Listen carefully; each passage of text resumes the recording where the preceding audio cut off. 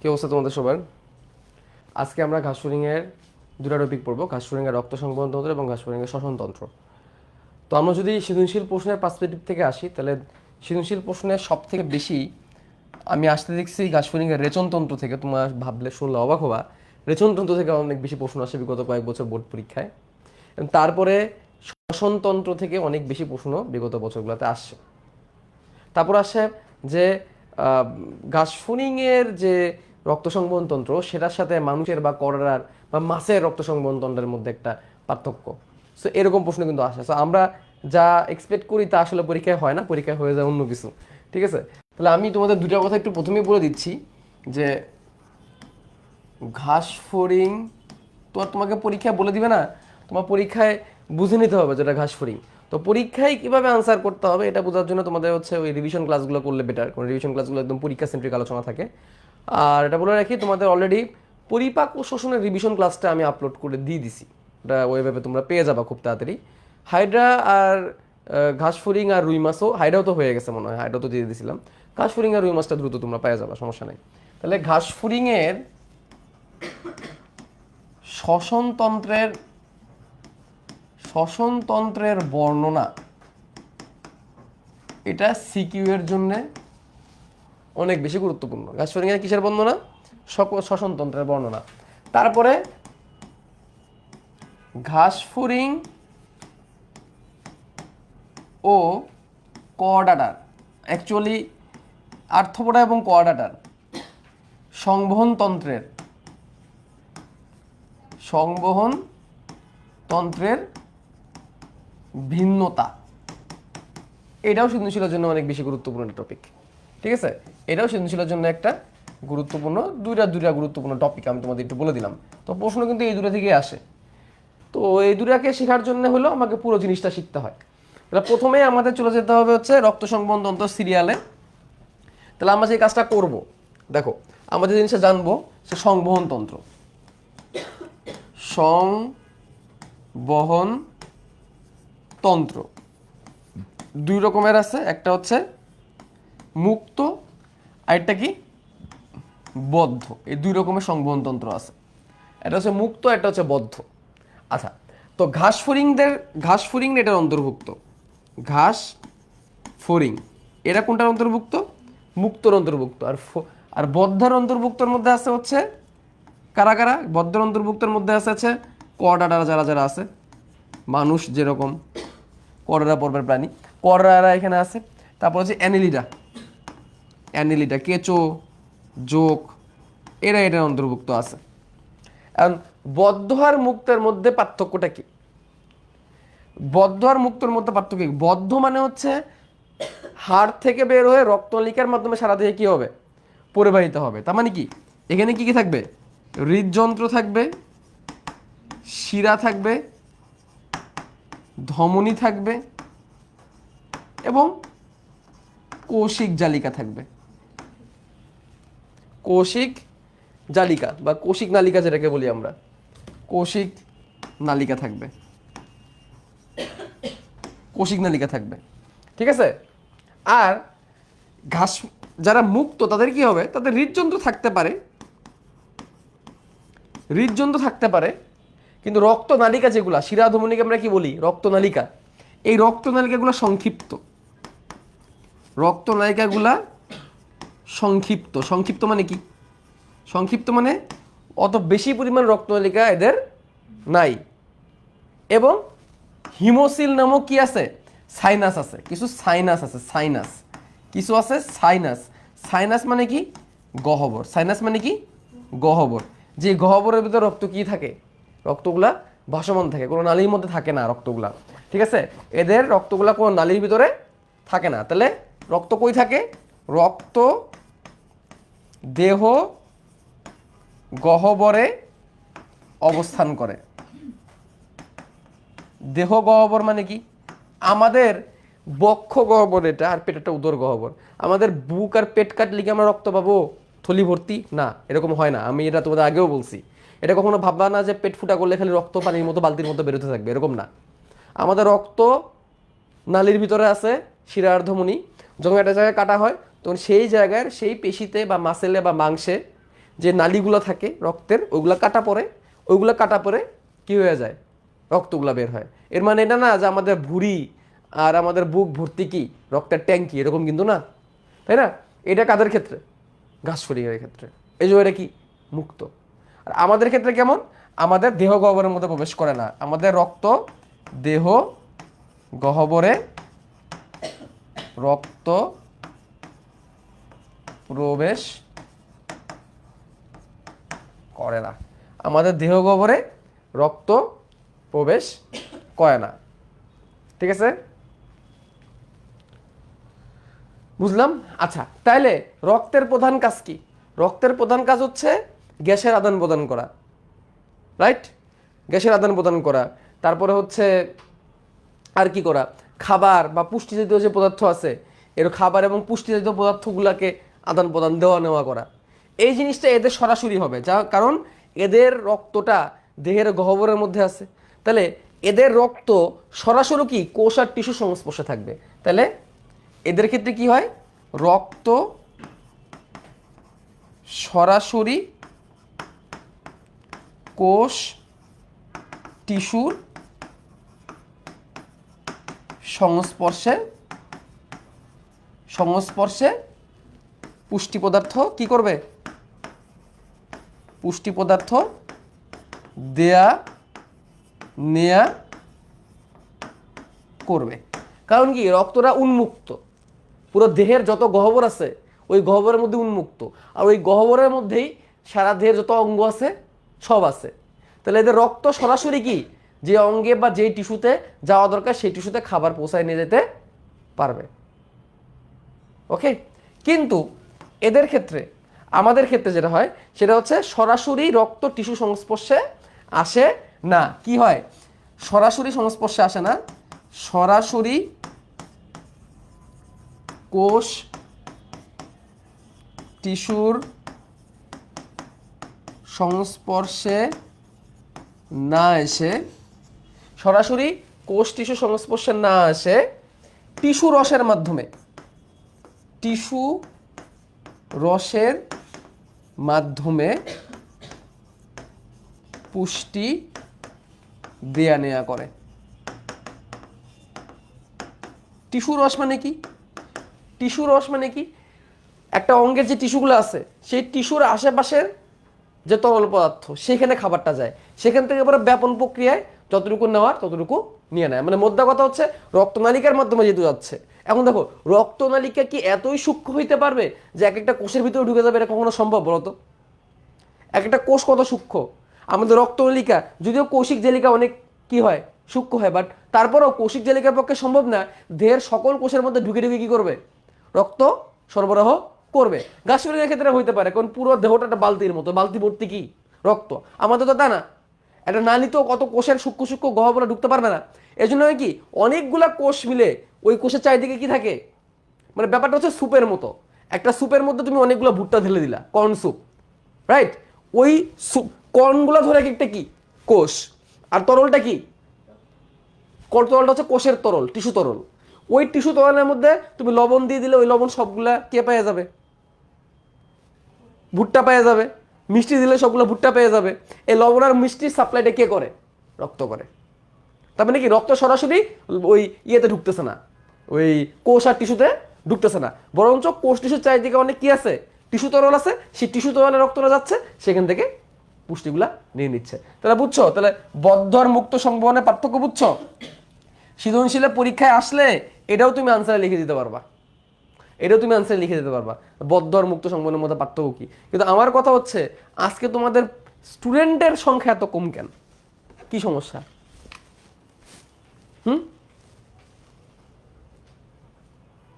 ভাইয়া মুক্ত সংবহনের 2 নং পয়েন্টটা বুঝি না। আরে 2 নং পয়েন্টটা বলছে যে হার্ট, শিরা আর ধমনী এগুলা কি রক্তনালিকা, আর কৌশিক জালিকা কি যেখানে শিরা আর ধমনী মিলিত হয়, এইগুলার ভিতরে রক্ত থাকে, রক্ত বাইরে আসে না। বুঝছো, এটা তো সহজ বিষয়। এটা না বুঝলে তার মানে হচ্ছে তুমি হয়তো স্কুল লাইফে বায়োলজি ঠিক মতো পড়ো নাই, ফাঁকিবাজি করছো। ক্লিয়ার? গেল। তাহলে এই কথাগুলো বলছে বদ্ধ আর মুক্ত সংবহনের পার্থক্যের মধ্যে। তাহলে এখন আমরা ঘাসফড়িং এর রক্ত সংবহন তন্ত্রে চলে যাব। আমরা যদি ঘাসফড়িং এর রক্ত সংবহন তন্ত্র বলি, ঘাসফড়িং এর রক্ত সংবহন তন্ত্রকে তিনটা অংশে ভাগ করে, কয়টা? তিনটা গঠন দিয়ে ঘাসফড়িং এর রক্ত সংবহনটাকে ভাগ করা যায়, হিমোসিল, হিমোলিম্ফ আর হৃদযন্ত্র। তাহলে আমরা যদি ঘাসফড়িং এর সংবহনের কথা বলি, ঘাসফড়িং এর সংবহন, তাহলে এখানে তিনটা জিনিস পাবো, তিনটি উপাদান পাবো, তিনটি উপাদান পাবো। কি কি পাবো? হিমোসিল, হিমোসিলের নাম কি আমরা আগের দিন পড়ছি? এটাকে আমরা কি বলছিলাম? মিক্সোসিল বলছিলাম, মনে আছে? হিমোসিল,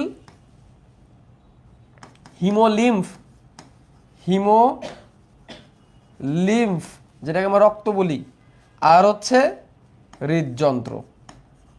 হৃদযন্ত্রটাকে এটাকে আসলে হৃদযন্ত্র না বলে সরাসরি আমাদের এটাকে পৃষ্ঠীয় বাহিকা বলা উচিত ছিল। এখন তোমাদের বইয়ে নতুন এডিশন এভাবে লিখছে, এজন্য আমি এভাবে লিখলাম।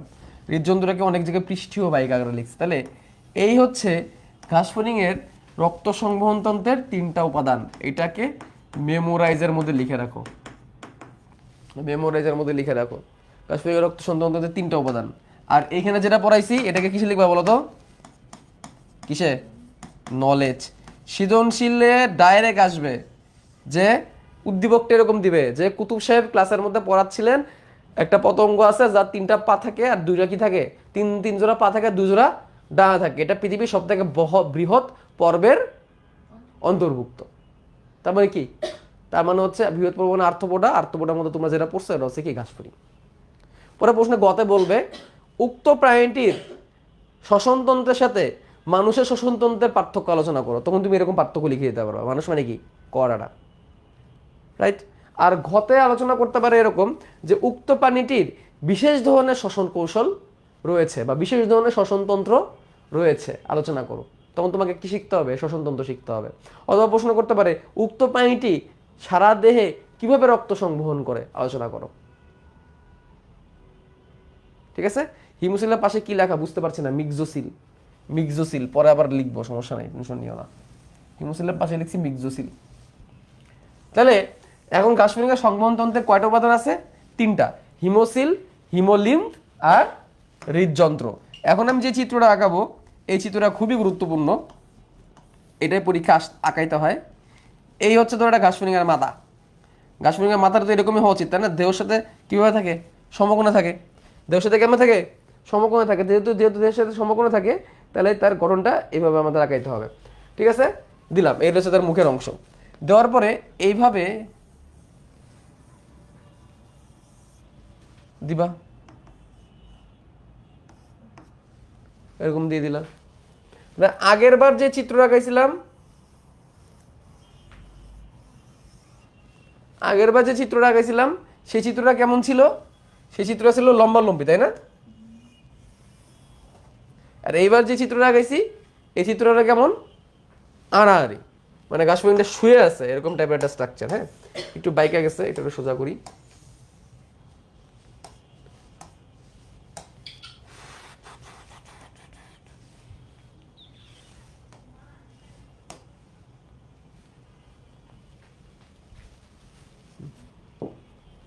দেখো সোজাসুজি রাখছি।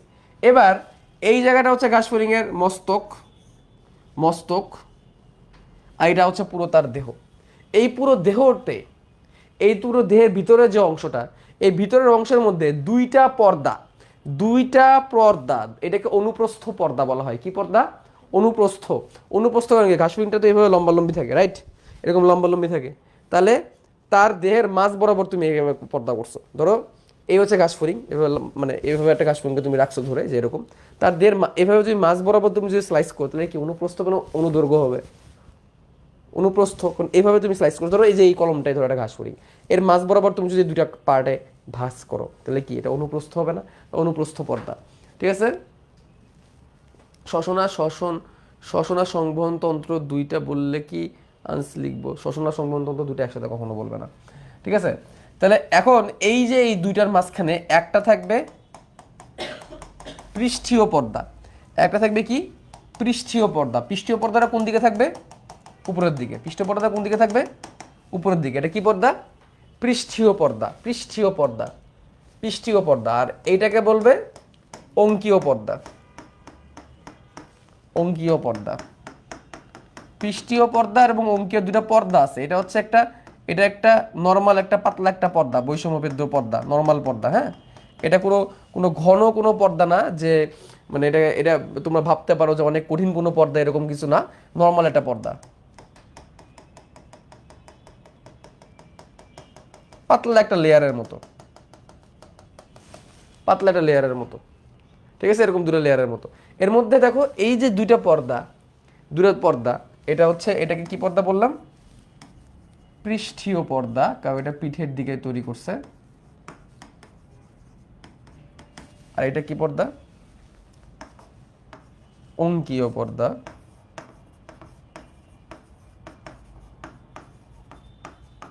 এর ফলে পুরো ঘাসফড়িংয়ের দেহটা তিনটা গহ্বরে ভাগ হয়ে গেল, তিনটা সাইনাসে ভাগ হয়ে গেল, তিনটা গহ্বর বা তিনটা সাইনাসে ভাগ হয়ে গেল। উপরে যে সাইনাসটা, এই সাইনাসটাকে বলা হবে পেরিকার্ডিয়াল,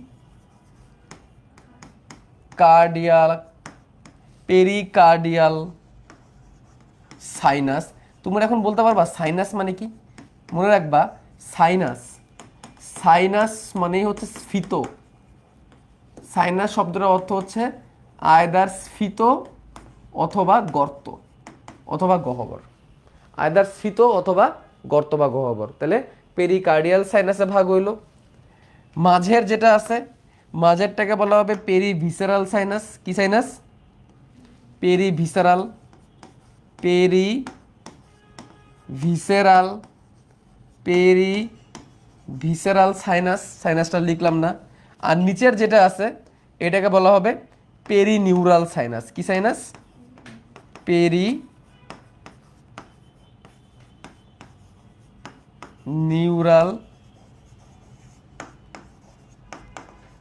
সাইনাস। স্টুডেন্টস, নামগুলো একটু খেয়াল করো। দুইটা পর্দা দিয়ে তার দেহটা তিনটা গহ্বরে ভাগ হয়ে গেছে। পেরিকার্ডিয়াল, যেখানে কার্ডিয়াক শব্দটা পাবা, আমি বারবার বলছি বুঝবা হার্ট, আমি আগে কয়েকবারও বলছি কার্ডিয়াক পাইলে হার্ট, হেপাটিক পাইলে লিভার, নিউরাল পাইলে মস্তিষ্ক ব্রেন, তারপরে গ্যাস্ট্রিক পাইলে পাকস্থলী, রাইট? তেমনি কোনো জায়গায় ভিসারাল শব্দটা যদি পাও, বুঝবা দেহের নরম অঙ্গ, ভিসেরা। তোমরা যখন মেডিকেলে যাবা, যারা যারা চান্স পাবা মেডিকেল মেডিকেল যখন পড়বা, তখন দেখবা বলবে ভিসেরা পড়াবে ফার্স্ট ইয়ারে। ভিসেরা, ভিসেরা মানে কি? দেহের নরম যে অঙ্গগুলো আছে এগুলোকে বলে ভিসেরা। হ্যাঁ, যেমন হার্ট পড়াবে, যে মানে একদম অরিজিনাল হার্ট, হ্যাঁ, ডেড বডির, ওইগুলো অনেক দিন ধরে ফরমালিন দিয়ে রেখে দিছে, ঠিক আছে, টপ টপ করে ফরমালিন পড়বে, ওটা হাতের মধ্যে ধরে ধরে তোমাদের বলতে হবে। হ্যাঁ, ওটার মধ্যে একটা আলাদা মজা আছে, ঠিক আছে। আর ফরমালিন তো এটার মধ্যে কোনো ক্ষতিকর কিছু নাই, ঠিক আছে। ফরমালিন তো যে কোনো জীবাণুরে মেরে ফেলে। জাস্ট জাস্ট কী হবে, হাতটা একটু খসখস হয়ে যাবে, এরপরে পানিতে ধুয়ে ফেলবা, ঠিক হয়ে যাবে, সাবান দিলে কাজ হবে না, ঠিক আছে। তো ফরমালিনের মধ্যে চুপানো থাকে হার্ট, লাংস, কিডনি টিডনি, এরকম বড় একটা ড্রাম আছে, স্টিলের ড্রাম, হ্যাঁ, অনেক বড়, চারকোনা স্টিলের ড্রাম, ওটা পুরোপুরি ফরমালিন দিয়ে ডুবানো। ওটার ভিতরে হার্ট, লাংস, ব্রেন, ট্রেন, যত নরম অঙ্গ আছে, যত নরম অঙ্গ সবগুলোর মধ্যে চুবাই রাখা হয়েছে, ঠিক আছে। তাহলে এই নরম অঙ্গগুলোকে ভিসেরা বলা হয়। যখন যেটা ম্যাডামরা পড়ায় বা যেটার উপর পরীক্ষা থাকে, তখন কী হয়, সেটা এখান থেকে তুলে তুলে ট্রেনের মধ্যে দিয়ে দেয়, ওই ট্রেনের মধ্যে দিয়ে দেয়, ওই ট্রেনের মধ্যে পরে তারপর ওটা দিয়ে স্যার ম্যাডামরা পড়ায়। তীব্র ঝাঁঝালো গন্ধ, ওটা আবার পচা গন্ধ না, ঝাঁঝালো গন্ধ হচ্ছে কেমিক্যালের ঝাঁঝালো গন্ধ। হ্যাঁ, চোখে লাগে, নাকে লাগে, চোখ জ্বলে প্রথম প্রথম, পরে আস্তে আস্তে ঠিক হয়ে যায়। হাত দিয়ে এরকম গ্লাভস ট্লাভস পরা যায় না, গ্লাভস পরার নিয়ম নাই, ঠিক আছে। ওটা দিয়ে হাত দিয়ে তোমাকে ধরতে হবে, এভাবে পরে বলতে হবে।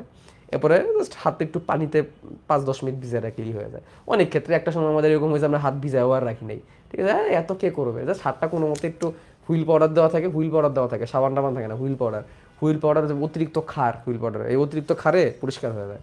হুইল পাউডার দেওয়াতে কোনো হাতটা ধুয়ে ক্যান্টিনে যায়, খাওয়া দাওয়া শুরু, ঠিক আছে। একটা সময় অভ্যাস হয়ে যায়, বুঝছো। যাই হোক, যেটা বলছিলাম ভিসেরা মানে কি? ভিসেরা মানে নরম অঙ্গ। তাহলে পেরি ভিসেরাল সাইনাস, তার মানে কি? দেহের নরম অঙ্গগুলো এই সাইনাসের মধ্যে আছে। কে কে আছে এখানে? পরিপাকতন্ত্র, রেচনতন্ত্র, জননতন্ত্র। এটা কোথায় আছে? এইখানে আছে, মাঝখানে। পেরিকার্ডিয়াল সাইনাস, তার মানে বুঝতে পারতেছি ওর হাড়টা কোথায় থাকবে? এই উপরে। আর পেরিনিউরাল সাইনাস, তার মানে কি? ওর স্নায়ুরজ্জু, স্নায়ুরজ্জু, ওর তো আর মেরুদণ্ড নাই, ওর অনেকগুলো নার্ভ একসাথে মিলিত হয়ে এই লাইন বরাবর থাকবে। তাহলে কোন জায়গায় কি থাকলে এটা আমরা বুঝলাম। হ্যাঁ, তাহলে দেখো আমি তোমাদের তাহলে একটু এঁকে দেখাই। এর এই উপরের পার্টে ব্রেন থেকে বের হয়, এখানে ব্রেন কোন পার্টটা, ব্রেন কোন পার্টটা, এটা ধরো তার ব্রেন, এটা ধরো তার ব্রেন। ব্রেনকে রাখার জন্য আবার একটা সাইনাস আছে, ওটাকে বলে মস্তিষ্ক সাইনাস। ব্রেনকে রাখার জন্য একটা সাইনাস আছে, ওটাকে বলে মস্তিষ্ক সাইনাস। এখন তুমি বলো মস্তিষ্ক সাইনাস এই জিনিসটা কি আবার এই সাইনাসগুলোর মধ্যে পড়বে? না। দেখো মস্তিষ্কের মধ্যেও সাইনাস আছে, ঠিক আছে, এখানে ওটা সাইনাস আছে গহ্বর, যেটা কি করে ব্রেনের আশেপাশে, ব্রেন সহ অন্য অন্য জায়গায় কি করে রক্ত, মানে ঘাস ফুলঙ্গে কোনো শিরা ধমনী টমনি এরকম হামুরি কিছু নাই, যা আছে গহ্বর। এ যারা যারা এই যে বমি চিহ্ন দিচ্ছ, এরা কি মানে এদের সমস্যা কি, কই সমস্যা তোমাদের? ডাক্তার লাগবে? পাগলা করতে পাঠাবো? হ্যাঁ, কি মিনিমাম বেসিক কমন সেন্স নাই? হ্যাঁ, তুমি যে এরকম এরকম চিহ্ন দিচ্ছ, এরকম চিহ্ন দিয়ে কি তুমি কি নিজেরে খুব ওয়াও প্রমাণ করতেছো, বাপ মার আদুলা দুলাল প্রমাণ করতেছো? হ্যাঁ, জীবনে কোনোদিন দেখো না এরকম একটা ভাব নিতেছো? হ্যাঁ, হ্যাঁ, এই যে এইগুলো পড়ায় বলে তো একটা ডাক্তার হইতেছে, আবার তো ঠিকই অসুস্থ হলে তো আবার ডাক্তারের কাছে দৌড়ায়। এগুলো না থাকলে জীবনে কোনো ডাক্তার হইতো? তুমি নেওয়া ডাক্তারের কাছে পড়বা না, আর 10 জন তো ডাক্তার হবে। তোমার এখানে বেশ কিছু বন্ধু বান্ধব আছে, তারা তো ডাক্তার হবে, তাদের অনুভূতি থেকে এগুলো আঘাত লাগে না? হ্যাঁ, তুমি সহ্য করতে পারো না, এটা তোমার মানসিক দুর্বলতা, তোমার মানসিক দুর্বলতা রে ভাই। তুমি এগুলা নিতে পারো না, তুমি এগুলা দেখতে পারো না। তো এইগুলা তুমি জনসম্মুখে মানুষের সামনে প্রকাশ করতেছো মানে কি? তুমি তোমার দুর্বলতা প্রকাশ করতেছো, তুমি তোমার দুর্বলতা মানুষকে দেখাই দিচ্ছ। তুমি তোমার দুর্বল, তুমি যেটা উইক, তুমি যে দুর্বল চিত্তের মানুষ, তুমি যে দুর্বল চিত্তের পুরুষ মানুষ, এটা তুমি জনসম্মুখে প্রকাশ করতেছো। এটা মেয়েদের হইলেও বোঝা যায়, তুমি ছেলে মানুষ হয়ে তুমি কেমনে এগুলা করবা? আমি এখানে কোনো মানে ডাইভার্স করতেছি না, ছেলে মেয়ে এরকম ডাইভার্স করতো। নর্মালি মেয়েরা আমাদের যে মেডিকেলে যে মেয়েরা থাকতো, তারা প্রথম প্রথম এগুলো করতো, পরে একটা সময় তারাও অ্যাডজাস্ট হয়ে গেছে, ঠিক আছে। মানে আমরা ডিসক্রিমিনেশন করতেছি না, আবার যেটা হয় আর কি, এটা বললাম তোমাদের। তো ছেলে মানুষ হয়ে তুমি এরকম যে এরকম করতেছো কেন ভাই? আজব তো। তো দেখো এইখান থেকে এরকম রক্ত নলিকা বেগুনি হয়ে গেছে, তো এরকম একটা নলের মতো বের হবে, এরকম নলের মতো বের হবে। হ্যাঁ, এটাকে বলে পৃষ্ঠীয় বাহিকা। পরে এইটা এইখানে এরকম দেখো, এরকম হার্টের মতো একটা আকার লাভ করবো, তাই তো? এরকম হার্ট একটা না। তুমি জানো ঘাসফড়িংয়ের মন কত বড়, ঘাসফড়িংয়ের মন কত উদার, কত বড়? আমাদের হার্টের প্রকোষ্ঠ কয়টা? 60টা। ঘাসফড়িংয়ের 60টা, 60টা প্রকোষ্ঠ, কত বড় হার্ট। আবার এক একটা প্রকোষ্ঠ দেখতে কেমন দেখো, কিসের মতো? ও হো হো, এক একটা প্রকোষ্ঠ দেখতে আবার কলিজার মতো। কলিজা তো না আসলে এটা। আহা লাভ। কয়টা হইলো? 1 2 3 4 5 6 7, 7টা প্রকোষ্ঠ, 7টা প্রকোষ্ঠ। আবার শেষ বেলায় আবার এরকম একটা কি পাবো? পাইপের মতো পাবো। ওর যে শিরার ধমনী এইটুকুর মধ্যেই সীমাবদ্ধ। 7টা প্রকোষ্ঠ কি আছে? 7টা প্রকোষ্ঠ, 7টা প্রকোষ্ঠ শেষ। এরপরে আছে কি? এরপরে আছে খালি একটা নালী, ঠিক আছে। এরপরে কি আছে? জাস্ট 2টা নালী, শুরুতে একটা নালী, শেষে একটা নালী। সম্মুখে আওয়াটা, পশ্চাৎ আওয়াটা, সম্মুখে আওয়াটা, পশ্চাৎ আওয়াটা। দেখো পেরিভিসারাল, এটা তো হচ্ছে পেরিভিসারাল সাইনাস, এটার নাম হবে পশ্চাৎ আওয়াটা। কি নাম?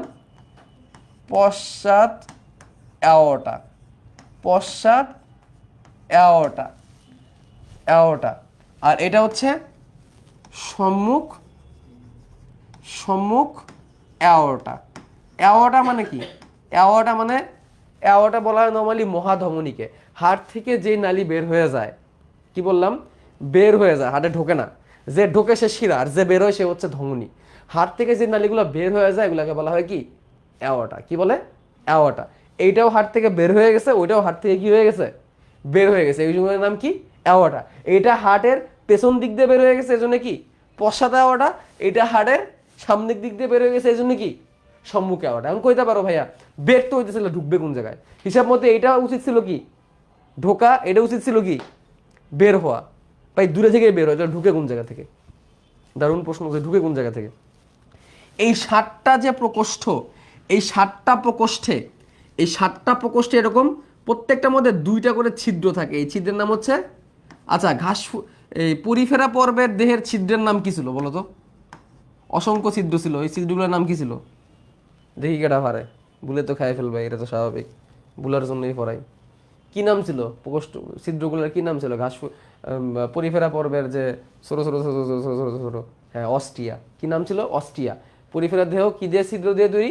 অস্টিয়া দিয়ে ছিদ্র দিয়ে তৈরি। আর এই যে ছিদ্রগুলা ভাই, এই ছিদ্রগুলোর নাম হবে অস্টিয়া। কি নাম? অস্টিয়া। কি নাম? অস্টিয়া। এই অস্টিয়া নামক ছিদ্র দিয়া বেসিক্যালি কি হয়, ঘাসফড়িংয়ের দেহের ভিতরে রক্ত ঢোকে। কোন ছিদ্র দিয়ে? অস্টিয়া। তার মানে কি, এই যে একটা সম্মুখে আওয়াটা, এই যে একটা পশ্চাতে আওয়াটা, এটা রক্ত ঢুকানোর কাজ করবে না। রক্ত এখান থেকে কি হয়ে যেতে পারবে? বের হয়ে ছড়াই যেতে পারবে। রক্ত ঢুকবে কোন দিয়ে? অস্টিয়া নামক ছিদ্র দিয়ে। প্রত্যেকটা প্রকোষ্ঠে কয়টা করে অস্টিয়া ছিদ্র আছে? 2টা করে অস্টিয়া ছিদ্র আছে। এখন রক্ত ঢুকানোর জন্য ছিদ্র খোলা লাগবে, রক্ত ঢুকানো বন্ধ করার জন্য ছিদ্র বন্ধ করা লাগবে, রাইট? ধরো তুমি যখন রক্ত ঢুকাবা তখন অস্টিয়া ছিদ্র কি হয়ে যাবে? খুলে যাবে। আর যখন তুমি এই দুই দিক দিয়ে রক্ত বের করে দিবা, তখনও যদি অস্টিয়া হাক করে থাকে, তখন অস্টিয়া দিয়েও কি হয়ে যাবে? রক্তিয়া বের হয়ে যাবে। তখন অস্টিয়াকে কি করে রাখতে হবে? বন্ধ করে রাখতে হবে, তাই না? তাহলে অস্টিয়া কি হয়? খোলা বন্ধ হয়। অস্টিয়া কি হয়? খোলা বন্ধ হয়। এখন দেখো, এদের হার্টের খুব আহামরি পাওয়ার নাই। আমাদের হার্টের একটা পাওয়ার আছে। কি পাওয়ার জানো? আমরা যদি আমাদের হার্টকে খুইলা কাইটা সাথে সাথে লবণ বা স্যালাইন পানের মধ্যে রাখি 30 থেকে 35 ডিগ্রি সেন্টিগ্রেড তাপমাত্রায়, তাহলে আমাদের হার্টটা এরকম করে প্রায় 1 ঘন্টার মতো বিট করবে। নর্মাল স্পিডে বিট করবে না, তার থেকে একটু স্লো স্পিডে বিট করবে। যেটা আমি তোমাদের দেখাবো সামনে, হচ্ছে আমি রুই মাছের পড়ানোর আগে রুই মাছের ভিডিও বানাবো। ঘাসফড়িং ধরে নিয়ে আসে, ঘাসফড়িংয়ের ভিডিওটা বানানোর সময় পাচ্ছি না। রুই মাছ নিয়ে আসে, রুই মাছের ভিডিও বানাবো।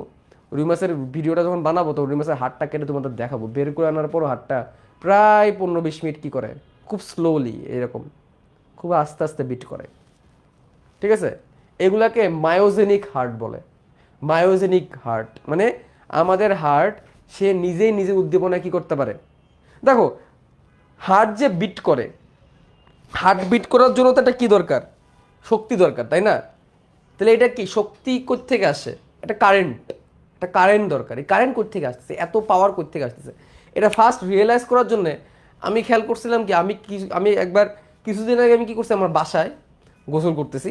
গোসল করার সময় পুরো বাথটাবটা একদম পানিতে কানায় কানায় ভরে ফেলছি। কানায় কানায় ভরে কি করছে, আমার জাস্ট একটা নর্মাল একটা স্যান্ডো গেঞ্জি পরা ছিল, ওইটা পইরা আমি বাথটাব মানে খুব টায়ার্ড ছিলাম, বাথটাবের মধ্যে জাস্ট রিল্যাক্সলি শুয়ে পড়ছি। চুপ হয়ে শুয়ে পড়ছি, মাথাটা এরকম করে হেলান দিয়ে রিল্যাক্সলি বাথটাবের মধ্যে শুয়ে আছে। আমার গলা পর্যন্ত পানি, পানির কোনো মুভমেন্ট নাই। 2-3 মিনিট হয়ে গেছে, পানি একদম স্থির হয়ে গেছে। আমি খেয়াল করলাম, মানে আমি আমি রিল্যাক্স হয়ে শুয়ে আছি, আমি চুপ, টায়ার্ড ছিলাম খুব। আমি ইন্টেনশনাল, একদম পুরোপুরি আনইন্টেনশনাল, মানে ইন্টেনশনাল বাদে এরা হয়েছে ঘটনা, একটা এক্সপিরিয়েন্স আমি করছি। আমি শুয়ে আছি, হঠাৎ করে আমি মাথার উঁচু করে আমি স্থির হয়ে পানির দিকে তাকায় আছি। দেখি পানি কতক্ষণ পর পর এরকম একটা ওয়েভ তৈরি করতেছে। পানি কতক্ষণ পর পর এরকম একটা ওয়েভ তৈরি করতেছে, এরকম পানি কতক্ষণ পর ওয়েভ তৈরি করতেছে এরকম, এবং খুব রিদম ওয়াইজ একটা ওয়েভ তৈরি করতেছে, খুব রিদম ওয়াইজ। পরে আমি খেয়াল করলাম ওই পানির যে ওয়েভটা, খুব যে বড় ওয়েভ তা না, হালকা একটা ওয়েভ। পানির উপর যে 1 ফোঁটা পানি পড়ে, তাহলে কি একটা ছোট একটা, ধরো এক বালতি পানির উপর তুমি যদি একটা কি করো, 1 ফোঁটা পানি ছাড়ো ড্রপার দিয়ে, তাহলে পানি থেকে কি তৈরি হবে? একটা ওয়েভ তৈরি হবে না? ছোটটা হলেও তো একটা ওয়েভ তৈরি হবে। তো একটা এরকম এরকম একটা ওয়েভ তৈরি হচ্ছে, এরকম একটা ওয়েভ তৈরি হচ্ছে। পরে আমি খেয়াল করলাম ওই ওয়েভটা আসলে আমার যে হার্টবিটের যে পালস, ওই পালসের সাথে মিলে ওয়েভ তৈরি হচ্ছে। পরে আমি বুঝলাম আমার হার্টের বিট হওয়ার ফলে আমাদের এই বুকের এই মাসেলটা একটু কি হয়, নড়ে। তুমি তাকায় দেখবা, খেয়াল করে যদি সুযোগ থাকে, ওয়াশরুমে যায় গোসলের আগে পরে, ঠিক আছে, দেখবা আমার এই জায়গায় যে মাসেল এরকম আপ ডাউন হয়। তাহলে কি পরিমাণ পাওয়ার! আমি কিন্তু চিন্তা করলাম যে কতটুকু ইলেকট্রিসিটি সে জেনারেট করতেছে, যে সে তার আশেপাশে পানিকে কি করে ফেলতেছে, না নাড়াই ফেলতেছে। তাহলে এটা কি মানে, এটা কি একটা মানে এনার্জি ছাড়া সম্ভব? এবং এই এনার্জি টোটালি হার্ট নিচে তৈরি করতেছে, হার্টের মাসেল এনার্জি তৈরি করতেছে। আপাতত দৃষ্টিতে মনে হতে পারে কি চলতেছে গাড়ি সিস্টেম পুরো এরকম টাইপের একটা, কিন্তু তুমি যখন চিন্তা করবা যে এই হার্টের বিট দিয়ে এত বড় একটা বাথ টাবের পানি পর্যন্ত এরকম করে ওয়েভ তৈরি করে ফেলতে পারে, তাহলে কি পরিমাণ এনার্জি হার্ট তৈরি করতেছে। আপাতত দৃষ্টিতে দেখলে মনে হয় কম, বাট আসলে অনেক বেশি। এবং সেই হার্টটাকে কাইটা তুমি যদি স্যালাইন পানির মধ্যে রাখো, মোটামুটি সে 30 মিনিট অটোমেটিক, 30 মিনিট থেকে 1 ঘন্টা সে অটোমেটিক বিট করবে। তো এই এনার্জিটা হার্ট নিজে তৈরি করতেছে, হার্টের মাসেল অটোমেটিক তৈরি করতেছে। এটাকে অটো রিদমিসিটি বলা হয়। এটা মানুষের দেহে এটাকে বলা হয় অটো অটো রিদমেসিটি। অটো রিদমেসিটি, স্বয়ংক্রিয় রিদম। রিদমেসিটি মানে রিদম, মানে কি ছন্দ, স্বয়ংক্রিয়ভাবে হয় এটা, এটা আমাদের কিছুই করা লাগে না, অটোমেটিক হয়, এটা হাড়ের এই ক্ষমতা আছে। তো আমাদের এই ঘাসফড়িংয়ের যে হাট, এত কথা কেন বললাম, আমাদের ঘাসফড়িংয়ের যে হাট ওর এই অটো রিদমিসিটি পাওয়ারটা নাই। আমাদের ঘাসফড়িংয়ের যে হৃদযন্ত্র ওর এই অটো রিদমিসিটি পাওয়ারটা নাই। বেসিক্যালি এই হার্টের চারিদিকে বেশ কিছু স্নায়ু আছে। কি আছে? স্নায়ু। হার্টের চারিদিকে বেশ কিছু কি আছে? স্নায়ু আছে। এই স্নায়ুগুলো গ্যাংলিয়ন তৈরি করে। কি তৈরি করে? গ্যাংলিয়ন। What is ganglion? কেউ জানো? গ্যাংলিয়ন মানে কি? গ্যাংলিয়ন নামটা সামনে আবার আসবে। এরকম স্নায়ু কিছু গ্যাংলিয়ন তৈরি করে। গ্যাংলিয়ন, গ্যাংলিয়ন মানে একটা জায়গায় যখন অনেকগুলো স্নায়ু এসে কি হয়, মিলিত হয়, এটাকে বলা হয় গ্যাংলিয়ন। গ্যাং বলে না, গ্যাং, মাস্টার গ্যাং, গ্যাং বলে না, এই যেগুলো গ্যাংলিয়ন বলে। আর এই গ্যাংলিয়ন এর পাওয়ারে হার্টটা কি করে? বিট করে। এই স্নায়ু হার্টকে উদ্দীপনা দেয় এবং হার্ট তখন কি করে? বিট করে। তাহলে এখানে হার্টের বিটটা কার উপর নির্ভর করতেছে? বেশ কিছু স্নায়ুর উপর নির্ভর করতেছে। স্নায়ুকে ইংলিশে কি বলে? নিউরন। এই জন্যে হৃৎপিণ্ডকে, ঘাসফড়িংয়ের হৃৎপিণ্ডকে নিউরোজেনিক হার্ট বলে। এই জন্য ঘাসফড়িংয়ের হৃৎপিণ্ডকে কি বলা হয়? নিউরোজেনিক হার্ট, নিউরোজেনিক হৃদযন্ত্র। নিউরোজেনিক কি বলা হয়? হৃদযন্ত্র, নিউরোজেনিক হৃদযন্ত্র বলে। কেন নিউরোজেনিক হৃদযন্ত্র? কারণ সে স্নায়ুর স্নায়ুর কি দিয়ে? গ্যাংলিয়ন দ্বারা সংকোচন প্রসারণ হয়। স্নায়ুর গ্যাংলিয়ন দ্বারা সংকোচন প্রসারণ হয়। এই জন্য এটাকে বলা হয় নিউরোজেনিক হার্ট। কারণ নিউরোজেনিক, জেনিসিস মানে তৈরি করা, নিউরন মানে কি? নিউরন মানে স্নায়ুর দ্বারা এই উদ্দীপনাটা কি হয়? তৈরি হয়। আমাদেরটাকে বলে মায়োজেনিক উদ্দীপনা। মায়ো মানে হার্টের মাসেল, মায়োকার্ডিয়াম হার্টের মাসেল, আর সেই কি করে? উদ্দীপনাটা তৈরি করে। তার মানে হার্ট নিজে উদ্দীপনা তৈরি করতেছে। এই জন্য আমাদের হার্টের উদ্দীপনাটাকে মায়োজেনিক কন্ট্রোল বলে, আর এটা হচ্ছে নিউরোজেনিক কন্ট্রোল। তার মানে হার্টের হৃৎপিণ্ডের বিটের কন্ট্রোলটা ওদের কার কাছে চলে গেছে? নিউরনের কাছে চলে গেছে। তারপর নিজে নিজে পারতেছে না। আর এই যে অস্টিয়া নামক ছিদ্রগুলা, এই ছিদ্রর খোলার বন্ধ নিয়ন্ত্রণ করার জন্য আছে অ্যালারি পেশি। কি পেশি?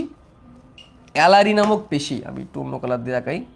অ্যালারি পেশি, এই যে এইগুলাকে বলা হয় অ্যালারি পেশি। এই যে অ্যালারি পেশি, এই অ্যালারি পেশিগুলা হার্ট থেকে, হার্টের দুইটা প্রকোষ্ঠ মিলে তৈরি হয়। হার্টের দুইটা প্রকোষ্ঠকে টেনে ধরে রাখে। হার্টের দুইটা প্রকোষ্ঠকে দেহের সাথে কি করে রাখে? টেনে ধরে রাখে। এগুলো কি পেশি?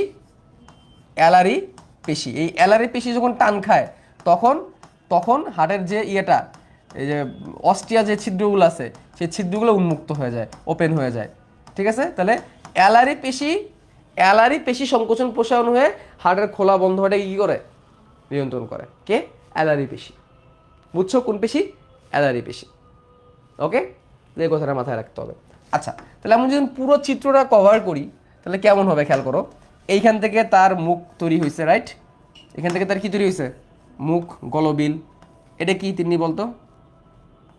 বলিস না আবার, এটা একটা প্রকোষ্ঠ থলির মতো। কি থাকে? ক্রপ।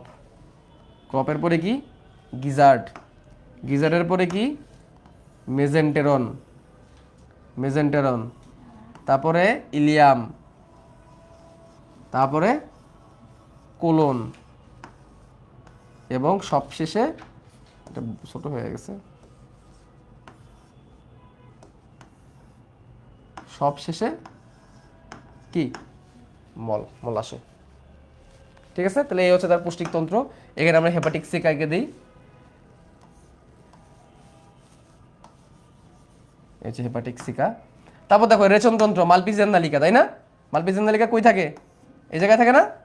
এই দেখো মালপিজিয়ান নালিকা, এর পুরো সাইনাস সুরে সব জায়গায় কি বিস্তৃত। ইভেন তার প্রজনন তন্ত্র ঠিক এই জায়গায় আছে, এইটুকু জায়গায় তার প্রজনন তন্ত্র আছে। ঠিক আছে? দরকার নেই এখানে দেওয়ার। তার মানে কি? তার রেচনতন্ত্র, প্রজননতন্ত্র, পরিপাকতন্ত্র সব কোন অঞ্চলে? মাঝ জায়গায়। এই জন্য এর নাম কি? Peri visceral. ভিসারা মানে কি অঙ্গ? নরম অঙ্গ। ওকে। আর নিচের দিকে, নিচের দিকে সে অনেক বড় সড়ো একটা স্নায়ু দিয়ে একটা গ্যাংলিয়ন তৈরি করবে, অনেক বড় সড়ো গ্যাংলিয়ন। তার মানে কি? ওর স্নায়ুর কাজগুলা অঙ্কীয় দিকে। আমাদের সেটা কোন দিকে বলো তো? আমাদের এই কাজটা কোন দিকে হয়? পিঠের দিকে হয়। আমাদের যে স্পাইনাল কর্ড, স্পাইনাল কর্ড কোন দিকে? পিঠের দিকে। আর ওদের হচ্ছে বুকের দিকে। একটু দাঁড়াও।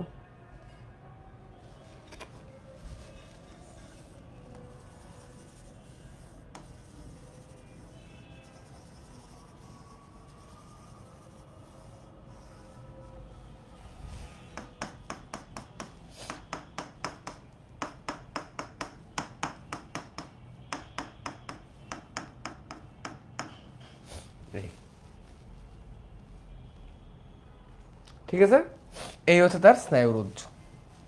এখানেও স্নায়ু আছে, এমন না যে স্নায়ু শুধু এখানেই থাকবে, ওইখানেও তো আছে, কিছু গ্যাংলিয়ন তো আছে। এই হচ্ছে তার পুরো দেহের স্ট্রাকচার, পুরো দেহের স্ট্রাকচার হচ্ছে এটা। ওকে, তাহলে এখন আমরা এর বাকি অংশে চলে যাই। আমরা এখন এর দেহের রক্ত সংবহনতন্ত্রের সাইনাসটা আমরা শিখে ফেললাম। এদের দেহের রক্ত সংবহনতন্ত্রে কি থাকে? সাইনাস থাকে। কয়টা সাইনাস থাকে? তিনটা সাইনাস থাকে। তিনটা সাইনাস শিখে ফেললাম। এবার একটু আমরা বইয়ে আসি। তিনটা সাইনাস থাকে, তিনটা সাইনাস আমাদের শেখা হয়ে গেছে। এবার একটু বইয়ে আসি, খেয়াল করো। বইয়ে ঘাসফড়িংয়ের রক্ত সংবহনতন্ত্রের মধ্যে প্রথমে মুক্ত আর বদ্ধ সংবহন দিচ্ছে, এটাই আমরা পড়বো। মুক্ত আর বদ্ধ সংবহনতন্ত্রের পার্থক্য, এটা আমি তোমাদের অলরেডি লিখে দিছি। এটা কোথায় আসে? নলেজ। আর এমসিকিউ তো সর্বোচ্চ এটাই আসবে, যে কোন পানিতে দেখা যায়। তারপরে ঘাসফড়িংয়ের সংবহনতন্ত্র, এর তিনটা অংশ আছে। হিমোসিল, এই গহ্বরটাকে বলা হয় কি? হিমোসিল গহ্বর। হিমোলিম্ফ মানে রক্ত আর হৃদযন্ত্র। দেখো খেয়াল করে, ঘাসফড়িংয়ের হৃদপিণ্ডটাকে কিন্তু আমরা হৃদপিণ্ড বলতেছি না, হৃদযন্ত্র বলতেছি। এখানে ওটা কারণ আছে, আমাদের হার্টটা এরকম পিণ্ডাকারে থাকে, ঘাসফড়িংয়ের হার্ট কি পিণ্ডাকারে লম্বা, এই জন্য এটাকে হৃদপিণ্ড বলা যাবে না। তারপর দেখো হিমোসিল কি, আমি আগের দিনও বলছি যে সিলোম আর ব্লাস্টোসিল একসাথে মিলিত হয়ে যে গহ্বর তৈরি করে, এটাই কি? হিমোসিল বা মিক্সোসিল। আগের দিনও কিন্তু বলছি যে প্রথমে তো সিলোম তৈরি হয়, বা তার আগে থেকে কি তৈরি হয়েছিল? ব্লাস্টোসিল তৈরি হয়েছিল। ওই ব্লাস্টোসিল আর হিমোসিল এদের কি হয়ে যায়? মিলিত হয়ে যায়, মিলিত হয়ে তৈরি করে মিক্সোসিল বা হিমোসিল।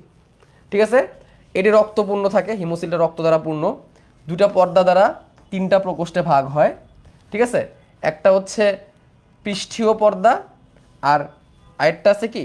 অঙ্কীয় পর্দা। আর এর ফলে কয়টা সাইনাসে ভাগ হয়েছে? তিনটা সাইনাস, পেরিকার্ডিয়াল সাইনাস, পেরিভিসারাল সাইনাস এবং নিউরাল সাইনাস। পেরিকার্ডিয়াল সাইনাসে কি অবস্থান করে? হৃদযন্ত্র অবস্থান করে। নিউরাল সাইনাসে কি অবস্থান করে? স্নায়ুরজ্জ অবস্থান করে। পেরিভিসারাল সাইনাসে নট অনলি পৌষ্টিকতন্ত্র, সাথে অ্যাড করো, এটা এক্সট্রা ইনফো, সাথে আছে কি? রেচনতন্ত্র, সাথে কি আছে? রেচনতন্ত্র এবং জনন তন্ত্র পেরিভিসারাল সাইনাসের অন্তর্ভুক্ত। তোমাদের বই এটা দেয় নাই, অ্যাড করে নাও।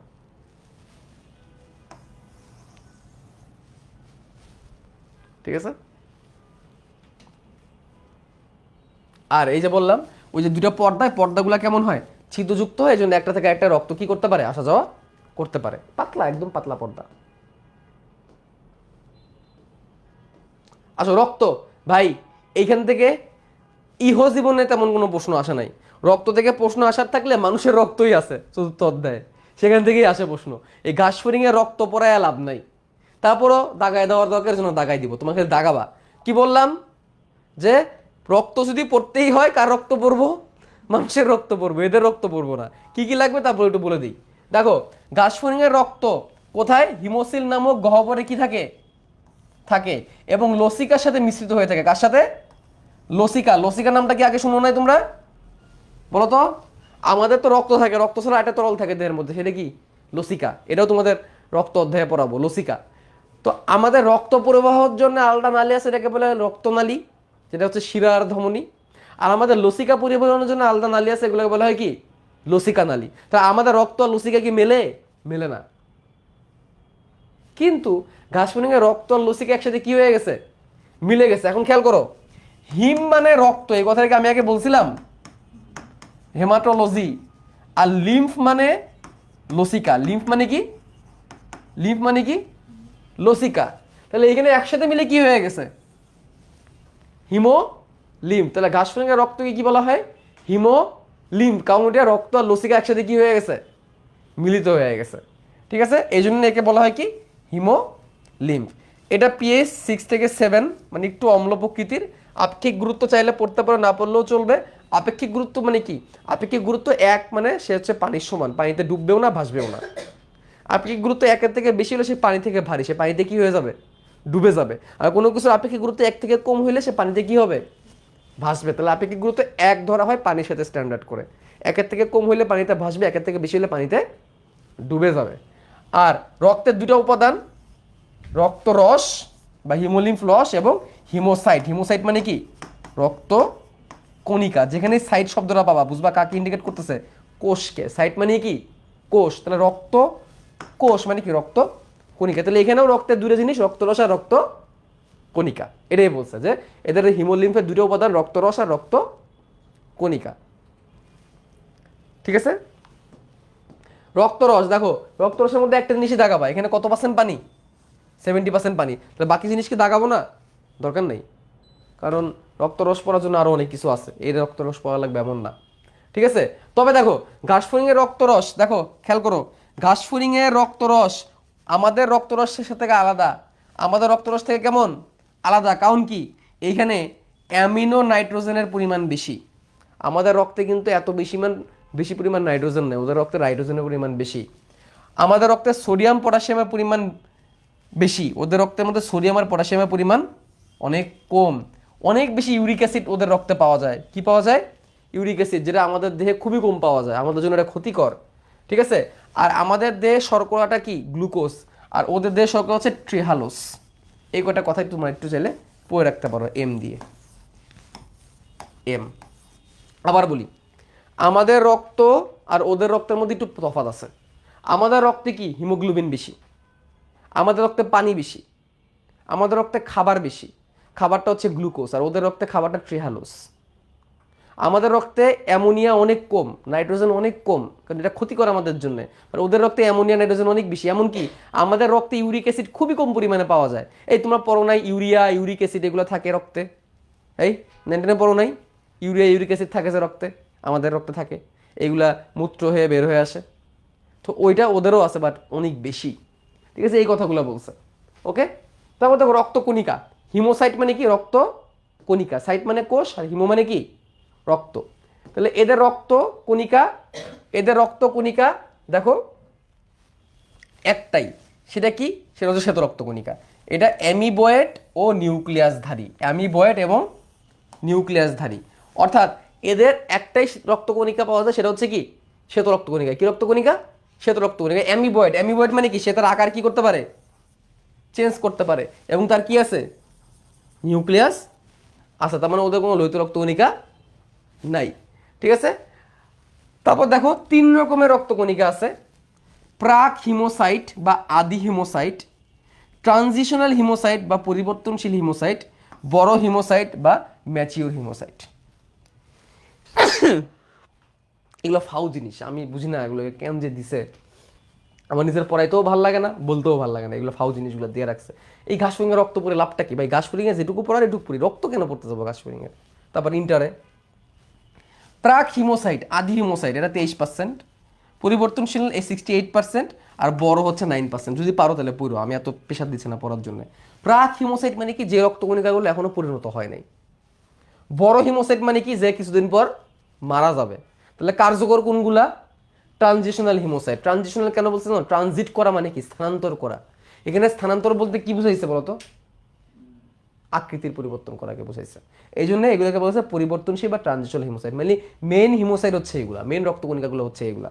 এগুলো এখন আদি, এগুলো এখন তৈরি হয় নাই, পুরোপুরি ম্যাচিউড হয় নাই। এগুলো ম্যাচিউড হয়ে কয়েকদিন পরে কি হয়ে যাবে? মারা যাবে। এক ঠ্যাং অলরেডি কই ঢুকে গেছে? কব্বরে ঢুকে গেছে। আর এরাই হচ্ছে কার্যকর। ঠিক আছে? যদি নাম পড়তে পারো তাহলেই এনাফ, আর যদি পার্সেন্ট পড়ে রাখতে পারো তাহলে তো থ্যাংক ইউ ভেরি মাচ। ঠিক আছে? তারপর দেখো এদের রক্তের কাজ পড়া লাগবে না, এখানে দেখলে এটাই পড়াবা। রক্ত তঞ্চন এবং ক্ষত নিরাময়ে ভূমিকা পালন করে। তঞ্চন মানে কি বলতো? রক্ততঞ্চন মানে কি? হ্যাঁ, রক্ততঞ্চন মানে হচ্ছে রক্ত জমাট বাঁধানো। অর্থাৎ এদের দেহে কোনো জায়গায় যদি ক্ষয় হয়, তাহলে আমাদের দেহে যেরকম রক্ত পড়া বন্ধ হয়, ওদেরও সেই ব্যবস্থা আছে। বাট ওদের রক্ত কিন্তু লাল না, কারণ হিমোগ্লোবিন নাই। এবং রক্ত ডানার সঞ্চালন ও খোলস মোচনে হেল্প করে। ওদের যে ডানাটা যে নাড়ায়, ডানাতে কিন্তু অনেক রক্তনালিকা আছে। রক্তনালিকা আবার কেমন হয়? বেসিক্যালি ডানার ভিতরে রক্তনালিকা না, রক্ত ছড়াই ছিঁড়ে থাকতে পারে, এরকম কিছু গহ্বর আছে, নালি জালের মতো আছে। ওদের তারা ডানা কি করতে পারে? নাড়াইতে পারে। আর খোলস মোচনেও কি হেল্প করে? রক্ত হেল্প করে। খোলস মোচন মানে কি জানো? সাপ যেরকম তার খোলস বদলায়, ঘাসফড়িংও তার জীবদ্দশায় টোটাল 4 থেকে 5 বার খোলস বদলায়। খোলস বদলায় এসে ছোট থেকে বড় হয়, ওইখানেও রক্ত হেল্প লাগে। ঠিক আছে, তো এই যে এই জিনিসগুলো আসলে আমি জানি কতটুকু পেইনফুল তোমাদের জন্য এগুলো মনে রাখা, তো আমি এগুলোর জন্য জোর দিচ্ছি না, তুমি এইটুকু মনে রাখবা, এখানে কোনো মাফ নাই, এটুকু তোমাকে পড়তেই হবে। কী কী পড়বো তাহলে আমি একটু আবার বলে দিই। ঘাসফড়িংয়ের রক্ত সংবহনতন্ত্রটাকে 3টা অংশে ভাগ করা যায়। হিমোসিল নামক গহ্বর, যেটা 3টা সাইনাসে ভাগ করা, পেরিকার্ডিয়াল, পেরিভিসেরাল আর পেরিনিউরাল রক্ত, যেটাকে আমরা হিমোলিম্ফ বলি, এবং হৃদযন্ত্র। এর মধ্যে সাইনাসের হিমোসিলের মধ্যে কি বলবো, হিমোসিলটা 2টা পর্দা দিয়ে 3টা সাইনাসে ভাগ করা, পেরিকার্ডিয়াল, পেরিভিসেরাল, পেরিনিউরাল। পেরিকার্ডিয়াল থাকে হৃদযন্ত্র, পেরিভিসেরাল থাকে পুষ্টিকতন্ত্র, রেচনতন্ত্র, জননতন্ত্র, আর পেরিনিউরাল থাকে স্নায়ু রজ্জু। এরপর আমরা পড়ছি রক্ত। রক্তের মধ্যে কতটুকু পড়বো দেখো, রক্তের মধ্যে পড়বো এদের রক্তটাকে হিমোলিম্ফ বলে। কেন হিমোলিম্ফ বলে? কারণ এদের রক্তটা রক্ত এবং লসিকা মিলে তৈরি হয় এবং সাইনাসের মধ্যে ভাসমান অবস্থায় থাকে। এদের রক্তে রক্তরস থাকে, রক্তকণিকা থাকে। রক্তরস থেকে বলছি কি পড়বা হচ্ছে পানি থাকে 70%। আর কি পড়বা, এদের রক্তরসটা আমাদের থেকে আলাদা, কারণ আমাদের রক্তরসের মধ্যে ওইরকম পরিমাণে অ্যামোনিয়া, নাইট্রোজেন নেই, ওদের আছে। আমাদের রক্তরসের মধ্যে খাবারটা গ্লুকোজ আকারে থাকে, ওদের ট্রেহালোজ আকারে থাকে। আমাদের রক্তের মধ্যে সোডিয়াম পটাশিয়ামের পরিমাণটা ভালোই আছে, ওদের সেখানে সেই পরিমাণটা অনেক কম। আমাদের রক্তে তেমন কোনো ইউরিক অ্যাসিড পাওয়া যায় না, ওদের রক্তের মধ্যে অনেক বেশি ইউরিক অ্যাসিড পাওয়া যায়। ওদের রক্তকণিকা একটাই, শ্বেত রক্তকণিকা। এই শ্বেত রক্তকণিকাটা কেমন, কিসের মতো? অ্যামিবার মতো। কি আছে? নিউক্লিয়াস আছে। এই শ্বেত রক্তকণিকা 3 রকমের, প্রাক হিমোসাইট, ট্রানজিশনাল হিমোসাইট, বড় হিমোসাইট। এই রক্ত ওদেরকে খোলস মোচনে, ডানা সঞ্চালনে, ক্ষত নিরাময় হেল্প করে। শেষ, কয়েকটা লাইন, জাস্ট একটু কয়েকবার পড়লে তুমি পারবা। এবার যেটা গুরুত্বপূর্ণ আছে, এগুলো এক্সট্রা ইনফো, চাইলে পড়ে নিতে পারো, আমি তোমাদের আপাতত প্রেশার দিচ্ছি না। তারপর দেখো এদের এদের হৃদযন্ত্র কয় প্রকোষ্ঠ বিশিষ্ট? 7। পড়াই ফেলছি না? পড়াই ফেলছি। 7 প্রকোষ্ঠ বিশিষ্ট। তারপরে উভয় পাশে একটি করে অস্টিয়া নামক ছিদ্র আছে, একটি করে কিন্তু 2টি, মনে রাখবা 2টা ছিদ্র। কপাটিকা টপাকে লাগে না, কপাটিকা এগুলো লাগবে না। সামনের দিকে আছে সম্মুখে অর্ডার, এটা কোথায় ঢুকছে দেখো তো, মস্তিষ্কে ঢুকছিল না সম্মুখে অর্ডারটা, সামনের দিকে যে অর্ডার ছিল ব্রেনে যায় ঢুকছিল। ঠিক আছে, আর পেছন দিকে আছে পশ্চাৎ অ্যাওয়ার্টা। তারপরে কি থাকে, অ্যালারি পেশি নামক পাখার মতো পেশি থাকে। এটা দেখো। তারপর দেখো, তাই হৃদবিভব মানে কি, কার্ডিয়াক ইম্পালস মানে কি, হার্টের বিট করার ক্ষমতা। হৃদপ্রাচীরের সৃষ্টি না হয়ে হৃদযন্ত্রের কাছাকাছি অবস্থিত কোনো গ্যাংলিয়ন বা স্নায়ু গ্রন্থি দ্বারা হয়। এই ধরনের হৃদযন্ত্রকে নিউরোজেনিক হার্ট বলে। বলছি না এটা? এটা দেখাও। ঘাসফড়িংয়ের হৃদযন্ত্রের প্রাচীরে পেশি থাকে না এবং হৃদযন্ত্রের গঠন রক্তনালীর মতো হয়, পিণ্ডাকার হয় না। তাই ঘাসফড়িংয়ের হৃদযন্ত্রকে আমরা হৃদপিণ্ড বলি না। আচ্ছা, আমাদের হার্ট মিনিটে কয়বার বিট করে জানো? হ্যাঁ জানো কতবার আমাদের হার্ট? আমাদের হার্ট মিনিটে বিট করে 70 থেকে 80 বার। আর ঘাসফড়িংটা দেখো, আমাদের থেকে তাদের পাওয়ার বেশি, 100 থেকে 110 বার বিট করে ওদের হার্ট। আবার আমাদের আমাদের সারা দেহে রক্ত ধরো হার্ট থেকে বের হয়ে সারা দেহ ঘুরে ওই রক্ত আবার হার্টে আসতে কতক্ষণ সময় লাগে জানো? আমাদের 1 মিনিট। তাহলে সারা দেহে ভ্রমণে 1 মিনিট। কার?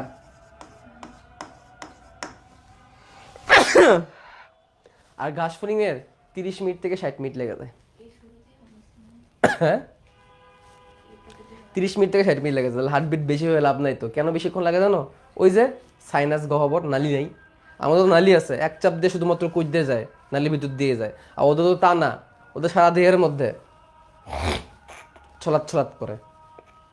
ঠিক আছে, তো এখানে পদ্ধতি লেখা আছে, এই পদ্ধতি আমাদের দরকার নাই। এই যে এখানে দেখো, এই লাইনটা দেখো, ঘাসফড়িংয়ের সমগ্র দেহে একবার রক্ত সংবহন করতে কতক্ষণ সময় লাগে? 30 মিনিট থেকে 60 মিনিট। এখন আসো, পরীক্ষায় যে চিত্রটা আসে, যে চিত্রটা আমাদের আগাইতে হবে, দূরচিত্র আগাইতে হবে, দূরচিত্র আগাইতে হবে।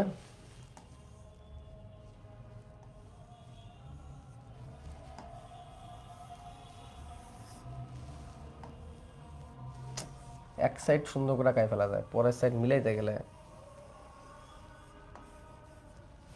আগের দিন আঁকাইছিলাম না এটা আমরা, ওরেই।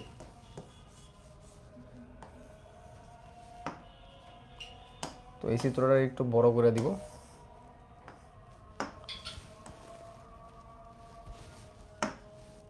ছোট করে আঁকায় পরে বড় করে দিছি। দেখো অনেক সময় ঘাসফড়িংয়ের হৃদযন্ত্রের চিত্র আসে, তখন তুমি কেমনে আঁকাবা? প্রায়শই এই প্রশ্নটা আসে, ঘাসফড়িংয়ের হৃদযন্ত্রের গঠন ব্যাখ্যা করো। তখন তোমাকে এই চিত্র আঁকাইতে হবে, যেটা আমি এখন আঁকাচ্ছি। এখানে লিখতে হবে মস্তক। মস্তকের ভিতরে আবার সাইনাস আছে, আছে না? আছে, মস্তক। তারপরে দিতে হবে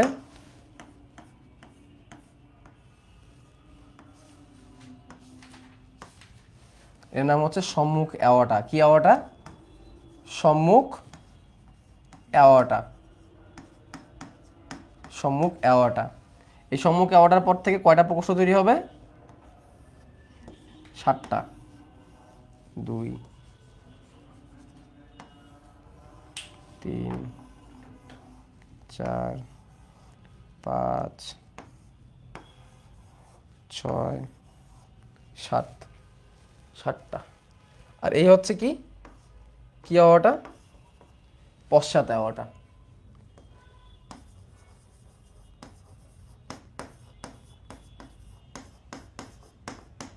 পশ্চাৎ অ্যাওর্টা। সম্মুখ অ্যাওর্টা গেল, পশ্চাৎ অ্যাওর্টা গেল, সম্মুখ অ্যাওর্টা, পশ্চাৎ অ্যাওর্টা। মাঝখানে আছে 7 জোড়া 7 প্রকোষ্ঠপিষ্ট হৃৎপিণ্ড। এগুলো কি ছিদ্র? অস্টিয়া ছিদ্র। এই চিত্র মাঝে মাঝে আসে।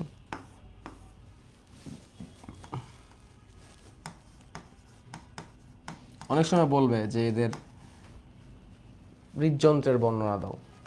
আর 6টা অ্যালারি পেশি, 6 জোড়া অ্যালারি পেশি। এই 6-এর কাহিনী আর শেষ হবে না। 6 দিয়ে ঘাসফড়িং ভরপুর। ঘাসফড়িংয়ের মধ্যে যে কতগুলো 6 আছে আমি লাস্টে তোমার একসাথে লিখে দিব না।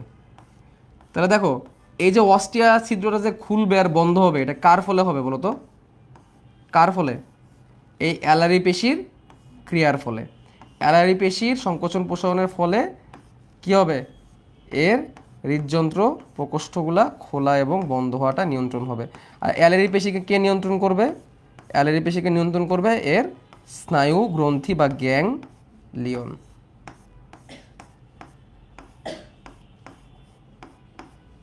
এগুলো হচ্ছে অ্যালারি পেশি।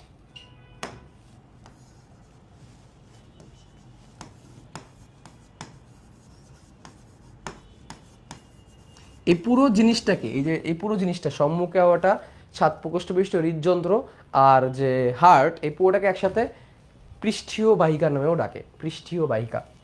এই পুরো জিনিসটাকে, এই পুরো সেটটাকে পৃষ্ঠীয় বাহিকা নামে ডাকে। পৃষ্ঠীয়, এই পুরো সেটটাকে পৃষ্ঠীয় বাহিকা নামে ডাকে। পৃষ্ঠীয় বাহিকা কি? এটা পিঠের দিকে আছে এবং সে সংবহনে হেল্প করে। পৃষ্ঠীয় বাহিকা। তাহলে পৃষ্ঠীয় বাহিকার মধ্যে কে কে আছে বলতে পারবা? সম্মুখ অ্যাওর্টা, পশ্চাৎ অ্যাওর্টা এবং হৃদযন্ত্র। এই 3টা জিনিস পৃষ্ঠীয় বাহিকাতে থাকে। এই জিনিসটা তোমাদের বই থেকে তুলে দিচ্ছে, এবার এটা গুরুত্বপূর্ণ। ঠিক আছে, গেল। এই গেল হচ্ছে প্রাথমিক কথা, গঠন। এবার আসি, পরীক্ষায় মাঝে মাঝে আসে ঘাসফড়িংয়ের রক্ত সংবহন তন্ত্র, রক্ত সংবহন পদ্ধতি আলোচনা করো। তখন আবার আরেকটা চিত্র আগাইতে হয়। রক্ত সংবহন পদ্ধতি আলোচনা করো, তখন আবার একটা চিত্র আগাইতে হয়। এবং এই চিত্রে আমি সাইনাসগুলোকে আলাদা করে দিলাম। এই উপরটা পেরিকার্ডিয়াল, মাঝেরটা পেরিভিসেরাল আর নিচেরটা হচ্ছে নিউরাল। মনে রাখবা পেরিভিসেরাল সাইনাসটা সব থেকে বড়, পেরিকার্ডিয়াল আছে হৃৎপিণ্ড। এখানে আবার সেম জিনিস আমাকে আবার আগাইতে হবে। এখানে বলতে হবে এখানে আছে মস্তিষ্ক সাইনাস। কি সাইনাস? মস্তিষ্ক সাইনাস। এটা একটু বলে দিতে হবে, মস্তিষ্ক সাইনাস। এই চিত্র আমি কিন্তু আগে আঁকাইছি, আবার আঁকাচ্ছি। পরীক্ষা যতটুকু লাগবে এতটুকু দেখানোর জন্য। পরীক্ষায় 1 2 3 4 5 6, 1 2 3 4 5 6 7, একটু বেশি আগে আগে হয়ে গেল। আচ্ছা সমস্যা নাই।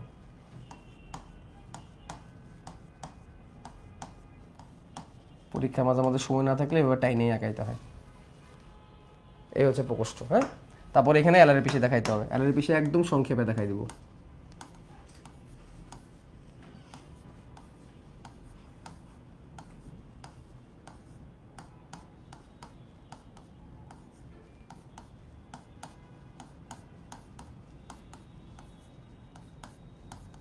এই অ্যালারি পিসি এবার বলতে হবে এইটা হচ্ছে পেরি কার্ডিয়াল সাইনাস। এটা কি পেরি ভিসেরাল সাইনাস, আর এটা হচ্ছে পেরি নিউরাল সাইনাস। ঘটনাটা কি হয় দেখো, রক্ত প্রথমে থাকে পেরিকার্ডিয়াল সাইনাসে। কোথায় থাকে রক্ত? পেরিকার্ডিয়াল সাইনাসে থাকে। পেরিকার্ডিয়াল সাইনাস থেকে রক্ত পেরিকার্ডিয়াল সাইনাস থেকে হৃদযন্ত্রের সংকোচন প্রসারণের ফলে অ্যালারি পেশি দ্বারা রক্ত হাঁটে যায়। তাহলে প্রথমে থাকে কোথায়? পেরিকার্ডিয়াল সাইনাসে। রক্ত ধরো কোথায় আছে? Pericardial sinus. এই পেরিকার্ডিয়াল সাইনাস মানে এই জায়গায় রক্ত আছে। অ্যালারি পেশি সংকোচন প্রসারণের ফলে হৃদযন্ত্রের কপাটিকা খুলে যাবে, অর্থাৎ অস্ট্রিয়া ছিদ্র খুলে যাবে, এটার ভিতরে রক্ত ঢুকে যাবে। তাহলে পেরিকার্ডিয়াল সাইনাসে রক্ত আছে, হৃদযন্ত্রের প্রসারণ হলে অস্ট্রিয়া ছিদ্র খুলবে, অস্ট্রিয়া ছিদ্র খুলে রক্ত কোথায় ঢুকে যাবে? হৃদযন্ত্রে রক্তে ঢুকে যাবে। এবার হবে কি? হৃদযন্ত্র সংকোচন। এবার হবে হৃদযন্ত্র কি? সংকোচন। হৃদযন্ত্র যখন সংকোচন হবে, হৃদযন্ত্র যখন কি হবে? সংকোচন হবে, তখন কি? এই যে দেখো, এই এখান থেকে সম্মুখ অ্যাওর্টা হয়ে রক্ত কোথায় যাবে? এবার সম্মুখ অ্যাওর্টা, সামনেরটায় সম্মুখ অ্যাওর্টায় যাবে। সম্মুখ অ্যাওর্টা থেকে রক্ত কোথায় চলে যাবে বলো? কোন সাইনাসে চলে যাবে? মস্তিষ্ক সাইনাস। কোথায় চলে যাবে? মস্তিষ্ক সাইনাসে চলে যাবে। মস্তিষ্ক সাইনাস থেকে রক্ত চলে আসবে পেরিনিউরাল সাইনাসে। কোন সাইনাসে? নিচেরটায়। কোথায়? পেরিনিউরাল সাইনাসে। পেরিনিউরাল সাইনাসে রক্ত কোথায় চলে আসবে? পেরিনিউরাল সাইনাসে। পেরিনিউরাল সাইনাস থেকে রক্ত চলে যাবে পেরিভিসারাল সাইনাসে। কোথায়? মানে এর উপরেরটায়, পেরিভিসারাল সাইনাসে।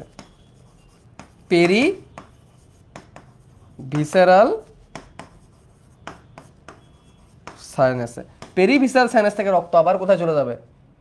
পেরিকার্ডিয়াল সাইনাসে। এইভাবে পুরো প্রসেস চলতে থাকবে। আমি আবার বলি, এইটাই পরীক্ষায় আসে।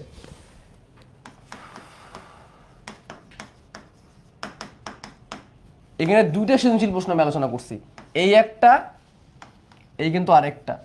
প্রশ্ন দুইটা আসতে পারে যে ঘাসফড়িংয়ের হৃদযন্ত্রের গঠন বর্ণনা করো, অথবা প্রশ্ন হতে পারে ঘাসফড়িংয়ের হৃদযন্ত্রের গঠনের সাথে মানুষের হৃদযন্ত্রের গঠনের পার্থক্য কি। করা যাবে, সমস্যা নাই। আরেকটা প্রশ্ন আসতে পারে ঘাসফড়িংয়ের রক্ত সংবহন আলোচনা করো। রক্ত সংবহন আলোচনা করলে তখন তুমি এই চিত্র আঁকায় বর্ণনা লিখবা। কি লিখবা? রক্ত পেরিকার্ডিয়াল সাইনাস থেকে অ্যালারি পেশির সংকোচন প্রসারণের ফলে অস্ট্রিয়া ছিদ্রে হার্টে প্রবেশ করে। হৃদযন্ত্রে প্রবেশ করার পর হৃদযন্ত্র সংকোচন হলে সম্মুখে অ্যাওর্টা হয়ে রক্ত চলে যায় মস্তিষ্ক সাইনাসে। মস্তিষ্ক সাইনাস থেকে রক্ত যায় পেরিনিউরাল সাইনাসে। পেরিনিউরাল সাইনাস থেকে যায় পেরিভিসারাল সাইনাস। পেরিভিসারাল সাইনাস থেকে রক্ত আবার কোথায় চলে যায়? পেরিকার্ডিয়াল সাইনাসে। এবং এভাবে চলতে থাকে। এত চিত্র না, কোন চিত্র লাগবে আমি বলে দিছি। এই যে এই দুটো চিত্র লাগবে। এই চিত্রটা আমি হুদাই আঁকাইছি, এই পুরোটার পাশে লিখে রাখো। শেষ, ঝামেলা শেষ। পুরোটার পাশে লিখে রাখো কনসেপ্ট। এই চিত্র তোমার কোনদিন আঁকতে হবে না পরীক্ষায়। বাট একটা জিনিস খেয়াল করছো, এই চিত্রটা আসলে কি? পুরা সবটা গঠন। কেন এটা তুমি আঁকাও নাই? এটা তুমি সোজা করে দাও, তাহলে এটা হয়ে যাবে। এটা সোজা করে দাও, তাহলে এটাই হয়ে যাবে। পুরো ঘাসফড়িংটা সোজা করে দাও, তাহলে আমি তো অলরেডি এটা আঁকাইছি। এটা তো মাত্র আঁকাইলাম, তাই না?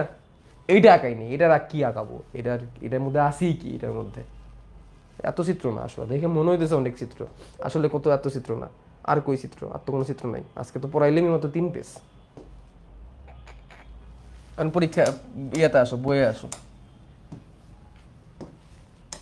এই যে এটা এই যে এইটুকু পেরিকার্ডিয়াল সাইনাস থেকে রক্ত, হৃদযন্ত্রের প্রসারণ, হৃদযন্ত্রের সংকোচন, সম্মুখে আওয়াটা, মস্তিষ্ক সাইনাস, পেরিনিউরাল সাইনাস, পেরিভিসাল সাইনাস। এই পুরো প্রক্রিয়া করতে 30 মিনিট থেকে 1 ঘন্টা সময় লেগে যায়। এই পুরো চক্র সম্পন্ন করতে 30 মিনিট থেকে 60 মিনিট সময় লেগে যায়।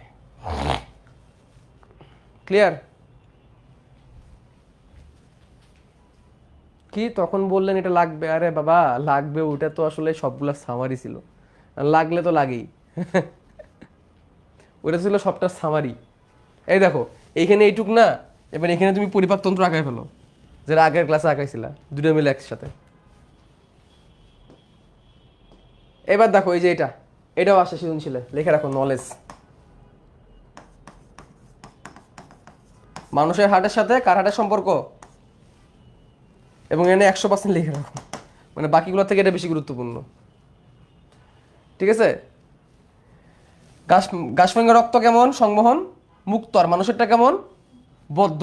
গাছফড়িং এর কোনো হিমোগ্লোবিন বা কোনো শ্বাসরঞ্জক থাকে না, শ্বাসরঞ্জক মানে হিমোগ্লোবিন, আর আমাদের আবার কি আছে, হিমোগ্লোবিন থাকে, এজন্য লাল বর্ণ। ওদের শুধুমাত্র শ্বেত রক্তকণিকা থাকে, আমাদের কি 3 রকমের রক্তকণিকা থাকে। কয় রকমের?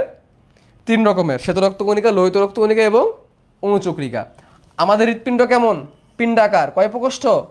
4 প্রকোষ্ঠ। এবং হৃৎপিণ্ডের কি আছে? পেশি আছে। ওদের কোনো পেশি নাই। প্রকোষ্ঠ কয়টা? 7টা। পিণ্ডের মতো না, কিসের মতো? নলের মতো। ওদের অ্যালারি পেশি ছিল, মানুষের কোনো অ্যালারি পেশি নাই। ওদের হিমোসিলে হাড়টা থাকে, ঠিক আছে? ওদের হিমোসিল তৈরি হয় এই জন্যে, বা মিক্সোসিল যেটাকে বলি। মানুষের কোনো হিমোসিল বা মিক্সোসিল তৈরি হয় না। হয়ে গেল। 100% লিখে রাখো, পরীক্ষায় এই প্রশ্নটা বেশি আসছে। মানুষের হৃৎপিণ্ডের সাথে ঘাসফড়িংয়ের হৃৎপিণ্ডের তুলনা। ওই যে চিত্র আঁকাইছি না, বর্ণনা দিছি না, ওটা থেকে বেশি গুরুত্বপূর্ণ এটা। ঠিক আছে? Knowledge knowledge plus plus plus চিত্র থেকে এটা বেশি গুরুত্বপূর্ণ, এটা আসে বেশি। ঠিক আছে? তবে এটা যদি আসে সৃজনশীলের ঘতে, যে ধরো এরকম কুতুব সাহেব ক্লাসের মধ্যে পড়াই দিয়েছিল ঘাসফড়িং একটি আর্থ্রোপোডা পর্বের প্রাণী, এর হৃদযন্ত্রটা নলের মতো 7 প্রকোষ্ঠ বিশিষ্ট, মানুষের থেকে অনেক আলাদা। তারপরে ঘতে ধরো প্রশ্ন করলো যে কুতুব সাহেবের শেষোক্ত বক্তব্যটি কি করো, পর্যালোচনা করো, যে মানুষের থেকে অনেক আলাদা। তার মানে তোমাকে কি করতে বলছে? মানুষ আর ঘাসফড়িংয়ের হৃদযন্ত্রের তুলনা করতে বলছে, রাইট? বা সংবন্ধনের তুলনা করতে বলছে। তখন যদি তুমি শুধু এইটুকু লেখো, তোমার কি এটা 4 নাম্বারের জন্য এনাফ মনে হয়? না, তখন তোমাকে কি করতে হবে? ঘাসফড়িংয়ের হৃদযন্ত্রের ছবিটা আঁকাইতে হবে। হৃদযন্ত্রের ছবি মানে কোনটা? শুধুমাত্র ওই যে পৃষ্ঠীয় বাহিকা যেটা দিয়েছিলাম না, ওইটা, ওই যে লম্বা লম্বি যে পৃষ্ঠীয় বাহিকা যেটা আছে ওইটা আঁকায় পরে এই পার্থক্য লিখতে হবে, তাহলে তুমি পর্যাপ্ত নাম্বারটা পাবা। 4 নাম্বারে যদি আসে বা 3 নাম্বার আসে, তোমার কি মনে হয় এটুকু লিখলে তোমার 3-4 দিয়ে দিবে পরীক্ষায়? দিবে না। তখন তোমাকে হার্টের ছবিটা আঁকাইতে হবে, এই জন্য শিখাইছি। ক্লিয়ার? ডান? ঘাসফড়িংয়ের শ্বসনতন্ত্র। স্যার একটা ছবি আঁকাবো আর এই 5টা উপাদান শিখাই ফেলবো, একটা ছবি আঁকায়। এই যাবৎকালের মধ্যে ঘাসফড়িংয়ের সব থেকে বেশি প্রশ্ন আসছে 3টা জায়গা থেকে। ঘাসফড়িংয়ের যে চোখ, ওমাটেরিয়াম, অনেকগুলো চোখ বলছিলাম না, ওটার গঠন ওটা দেশে কেমনে দেখে, এটা থেকে প্রশ্ন আসছে। ঘাসফড়িংয়ের রেচনতন্ত্র, মালপিজিয়ান নালিকা, ওটা থেকে প্রশ্ন আসছে। আর শ্বসন, এই থেকে প্রশ্ন আসছে। ভাবতে পারো পরিপাক এত সুন্দর করে পড়ছি, অত বেশি প্রশ্ন আসে নাই। রক্ত সংবহন এত সুন্দর করে পড়ছি, এত বেশি প্রশ্ন এখান থেকে আসে নাই। সব থেকে বেশি প্রশ্ন আসে ঘাসফড়িংয়ের দর্শন কৌশল আর অমারিডিয়াম, কেমনে সে দেখে, কেমনে সে তার চোখটা তৈরি, ঘাসফড়িং কেমনে রেচন করে, তার রেচনতন্ত্র কেমন, আর ঘাসফড়িংয়ের শ্বসনতন্ত্র কেমন। এখান থেকে সব থেকে বেশি প্রশ্ন আসে। আর ঘাসফড়িংয়ের শ্বসনতন্ত্রকে বলা হয়েছে উদ্দীপকটা এমনি দিয়ে দেয় যে মানুষের শ্বসনতন্ত্র থেকে ঘাসফড়িংয়ের শ্বসনতন্ত্র অনেক আলাদা।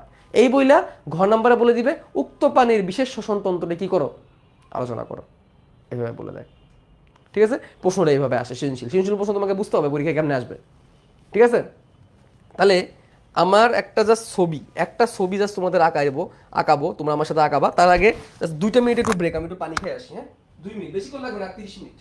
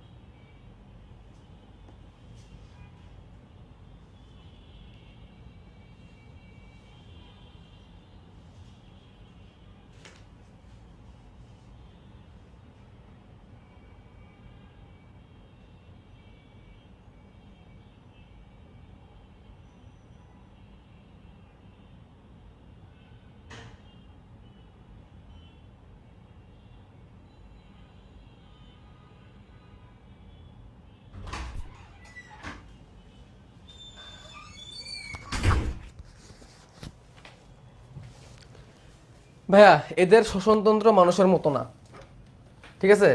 মানুষের শ্বসনতন্ত্রের মতো এত স্মার্ট না, মানুষের শ্বসনতন্ত্র এত সুন্দর এরকম না, বাট তারপরে তারা সুন্দর করে শ্বসন কার্য চালাইতে পারে বিশেষ একটা স্ট্রাকচারের কারণে। সেই বিশেষ স্ট্রাকচারটা কি? সেই বিশেষ স্ট্রাকচারটা হচ্ছে ট্রাকিয়া। কি ট্রাকিয়া? ট্রাকিয়া কি? শ্বাসনালী। আমাদের আমাদের ক্ষেত্রে ট্রাকিয়া বলতে শ্বাসনালীকে বোঝায়। আমাদেরও ট্রাকিয়া আছে, কিন্তু ওদের কোনো ফুসফুস নেই। আমাদের যেরকম ফুসফুস থাকে ওদের কোনো ফুসফুস নেই। আমাদের যেরকম বায়ুথলি থেকে অ্যালভিওলাস থেকে ওদের এরকম কিছু নাই, ঠিক আছে? তো ব্যাপারটা আমি তোমাদের যদি একটু বোঝানোর চেষ্টা করি তাহলে তোমরা ভালো করে বুঝতে পারবা মানুষের হৃৎপিণ্ডের মানুষের শ্বসনতন্ত্রের সাথে যদি পার্থক্য করি আমরা। এই হচ্ছে মানুষের স্বরযন্ত্র, যেখানে ভোকাল কর্ড আছে, থাইরয়েড, কার্টিলেজ আছে। এরকম মানুষের ফুসফুসের আগে এরকম একটা খাসকারা খাসকারা বেসিনে পাইপের মতো কচকচে কিছু পাইপের মতো আছে, তুমি দেখছো এটা কুরবানির সময়? দেখার তো কথা। ফ্যাপসা বলি না আমরা ফুসফুসরে? তারপর এরকম করে দুটো ভাগে ভাগ হয় আমাদের ফুসফুস, তাই না? এরকম দূরে, হ্যাঁ, দুটো ভাগে ভাগ হয়, ভাগ হয়ে তারপরে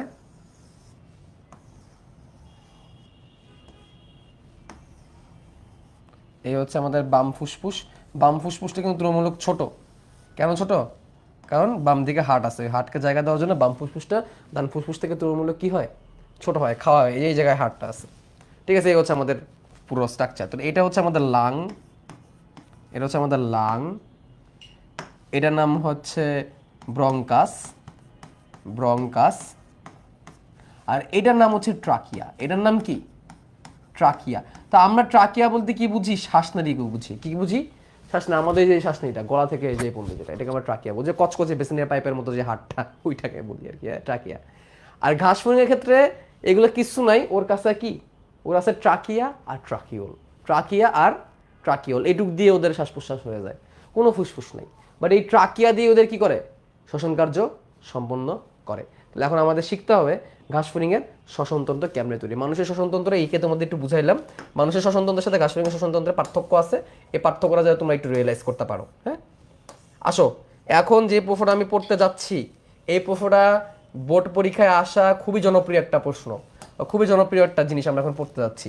ঘাস ফড়িংয়ের শ্বসনতন্ত্র খুবই জনপ্রিয় জিনিস। খেয়াল করো, শ্বসনের মূল উদ্দেশ্য কি? শ্বসনের মূল উদ্দেশ্য হচ্ছে দেহ থেকে অক্সিজেন এবং কার্বন ডাই অক্সাইডে কি করা? আদান প্রদান করা না? বাইরে থেকে অক্সিজেন দিয়ে যাবে, কার্বন ডাই অক্সাইড কি হয়ে যাবে? বের হয়ে যাবে। তাহলে ঘাস ফড়িংয়ের দেহে তো আর কোনো রক্তনালিকা আছে? ঘাস ফড়িংয়ের দেহে কি কোনো রক্তনালিকা আছে? নাই। তা রক্তনালিকা যেহেতু নাই, এই জন্য খাবার পরিবহন করার জন্য কি ব্যবহার করা হয়েছিল? সাইনাস ব্যবহার হয়েছিল। যেহেতু রক্তনালিকা নাই, এই জন্য অক্সিজেন আর কার্বন ডাইঅক্সাইড সরাসরি কোথায় ঢুকে যাবে? কোষের মধ্যে ঢুকে যাবে। তাহলে এই হচ্ছে ঘাস ফড়িংয়ের দেহের ধরো কোষ, এগুলো হচ্ছে ঘাস ফড়িংয়ের দেহের কি? কোষ। কেউ আবার এটা বাঁশ গাছ ভাইবো না, হ্যাঁ? এটা হচ্ছে ঘাস ফড়িংয়ের দেহের কোষ। কোন জায়গার কোষ? ধরো কোনো সিঙ্গেল কোনো একটা জায়গার কোষ, এই ধরো কোষের নিউক্লিয়াস, এগুলো কি কোষের নিউক্লিয়াস। এগুলো ধরো কোষের নিউক্লিয়াস, এগুলো কোষের কি? নিউক্লিয়াস। আমি জাস্ট ঘাস ফড়িংয়ের দেহের ছোট্ট একটা অংশ তোমাদের বোঝাচ্ছি। কতটুকু অংশ? ছোট্ট একটা অংশ। ওই অংশের মধ্যে কিভাবে গ্যাসের আদান প্রদান হয় সেটা তোমাদের বোঝানোর জন্য আমি এটা আঁকাইলাম। তাহলে ঘাস ফড়িংয়ের দেহে কোষ তো অনেক, তাই না?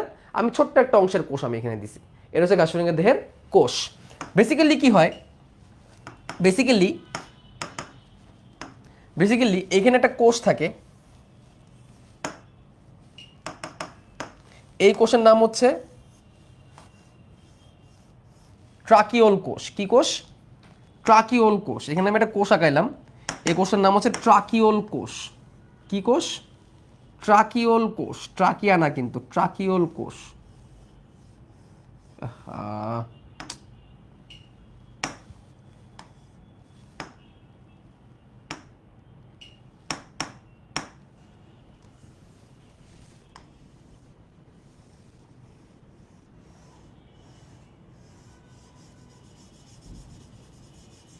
তোমাদের এই চিত্র আঁকাইতে পারলে ভাই ফুল মার্ক, ফুল মার্ক। এই চিত্র যদি পরীক্ষা আগাইতে পারো, এবং কষ্টের বিষয় হচ্ছে কি এই চিত্র কেউই শেখায় না, কোচিংয়ে বলো প্রাইভেটে বলো, এই চিত্র কেউ শেখাইতে চায় না। অথচ একটা ছোট্ট চিত্র দিতে পারলে ফুল মার্ক। শ্বসনতন্ত্রই ঠিক মতো পড়ায় না। এই এটা হচ্ছে ট্রাকিওল কোষ, এটা একটা কোষ, হ্যাঁ? এই ট্রাকিওল কোষ থেকে কি হয় জানো? এই ট্রাকিওল কোষ থেকে ট্রাকিওল তৈরি হয়। কি তৈরি হয়? ট্রাকিওল তৈরি হয়। এই ট্রাকিওল কোষের ক্ষরণ থেকে এরকম করে ছোট ছোট শাখা শাখা কি তৈরি হবে? ছোট ছোট শাখা শাখা ট্রাকিওল তৈরি হবে, যেগুলো হচ্ছে ট্রাকিওল। এই ছোটো ছোটো শাখা শাখা, এই যে প্রত্যেকটা থেকে এরকম কি তৈরি হয়েছে, ট্রাকিওল। এই যে এরকম কি তৈরি হয়েছে, এগুলা ট্রাকিওল। এগুলোর নাম কি, ট্রাকিওল। এর নাম হচ্ছে ট্রাকিওল। দেখো খুবই সহজ, ধাপে ধাপে আঁকা, এটা খুবই সহজ।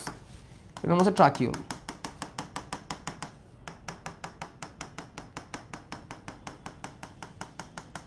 এগুলো হচ্ছে ট্রাকিওল। তাহলে ট্রাকিওল তৈরি হয়েছে কার মাধ্যমে, কার মাধ্যমে, ট্রাকিওল কোষের মাধ্যমে। এটা হচ্ছে একটা ট্রাকিওল কোষ। এই কোষ কিছু ক্ষরণ করে, কিছু পদার্থ ক্ষরণ করে, সেগুলো জমে জমে শক্ত হয়ে কি হয়ে যায়, ট্রাকিওল, ট্রাকিওল তৈরি হয়। সেগুলো জমে শক্ত হয়ে কি তৈরি হয়, ট্রাকিওল। কি তৈরি হয়, ট্রাকিওল। এই যে ভিতরের জায়গাটাকে ফাঁকা করে দিলাম, ভিতরের জায়গাটা একদম ফাঁকা করে দিলাম, ট্রাকিওল তৈরি হইলো। ঠিক আছে, এই ভিতরের পুরো জায়গাটাকে ফাঁকা করে দিই বোঝানোর জন্য যে এটা কার, ট্রাকিওলের।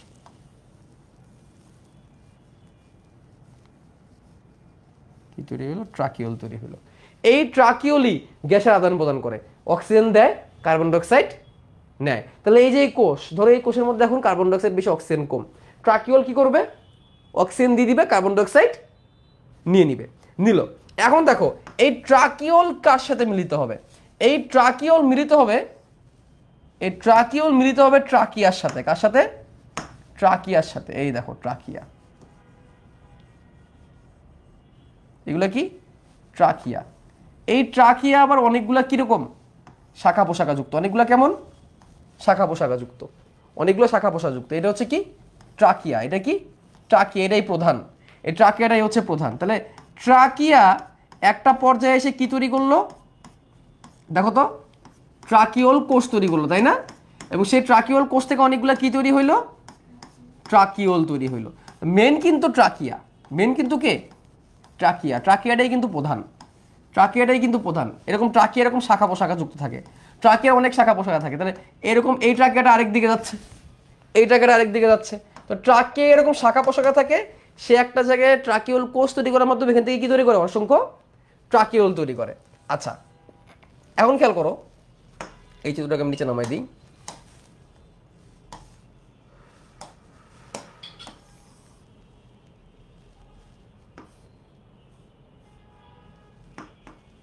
এবার দেখো এই ট্রাকিওলটা, এই ট্রাকিয়াটা সামনের দিকে অগ্রসর হয়েছে, সামনের দিকে অগ্রসর হয়ে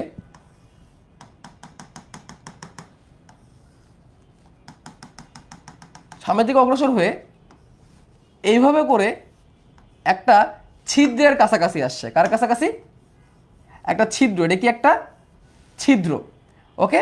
এই ছিদ্র একটা গহ্বরের মতো তৈরি করছে। কি তৈরি করছে, গহ্বর। ঠিক আছে, ছিদ্রটা কি তৈরি করছে, গহ্বর। এবং এর বাইরে, এর বাইরে ঘাসফড়িংয়ের দেহের প্রাচীর। এটা হচ্ছে ঘাসফড়িংয়ের দেহের কি, প্রাচীর। তাহলে এখন তুমি এই ছিদ্রটা আসলে কিসের ছিদ্র কি বুঝতে পারছো, এই ছিদ্রটা কিসের ছিদ্র, ইয়েস, এটাই হচ্ছে শ্বাসরন্ধ্র। এটাই কি, শ্বাসরন্ধ্র। এই শ্বাসরন্ধ্রের পরে এটা হচ্ছে কি একটা গহ্বর, গহ্বরের পর থেকে কি তৈরি হয়েছে, কি তৈরি হয়েছে, ট্রাকিয়া, শাখা ট্রাকিয়া, শাখা ট্রাকিয়া, মানে ট্রাকিয়া আর কি। এবং ট্রাকিওর পরে ট্রাকিওল কোষ, ট্রাকিওলের কোষ থেকে কি, ট্রাকিওল, ট্রাকিওল থেকে কোষের মধ্যে গ্যাস পৌঁছায় গেছে। দ্যাটস ইট, হয়ে গেল। এই হচ্ছে প্রচিত্র, এই হচ্ছে শ্বাসরন্ধ্র। এই শ্বাসরন্ধ্র বক্ষে 2 জোড়া, উদরে 8 জোড়া। এই শ্বাসরন্ধ্র থেকে বাতাস ঢুকে গহ্বরে ঢুকে, ওইখান থেকে বাতাস ট্রাকিয়া যায়, ট্রাকিয়া থেকে ট্রাকিওল তৈরি হওয়ার মাধ্যমে গ্যাসের মধ্যে চলে যায়। সারা দেহে এরকম ট্রাকিয়া ছড়াই ছিড়ায় থাকে। চিত্র ক্লিয়ার? তাহলে টোটাল আমরা 4টা জিনিস এখানে জানলাম, 4টা জিনিস। একটা হচ্ছে কি, শ্বাসরন্ধ্র। শ্বাসরন্ধ্রকে স্পাইরাকল ডাকা হয়। কি ডাকা হয়, স্পাইরাকল। এই স্পাইরাকল নামেও কিন্তু আসে, স্পাইরাকল। 2 নম্বর উপাদানটা কি, 2 নম্বরে হচ্ছে ট্রাকিয়া। 2 নম্বর উপাদানটা কি, ট্রাকিয়া। 3 নম্বর উপাদান তোমরা বলবা ট্রাকিওল কোষ, না, 3 নম্বর উপাদান হচ্ছে বায়ুথলি। এটা আমি চিত্রে দেখাই নাই, এখানে দেখাই নাই, এটা এইটুকুর মধ্যে দেখানো সম্ভব না, আমি বইয়ে দেখাই দিব।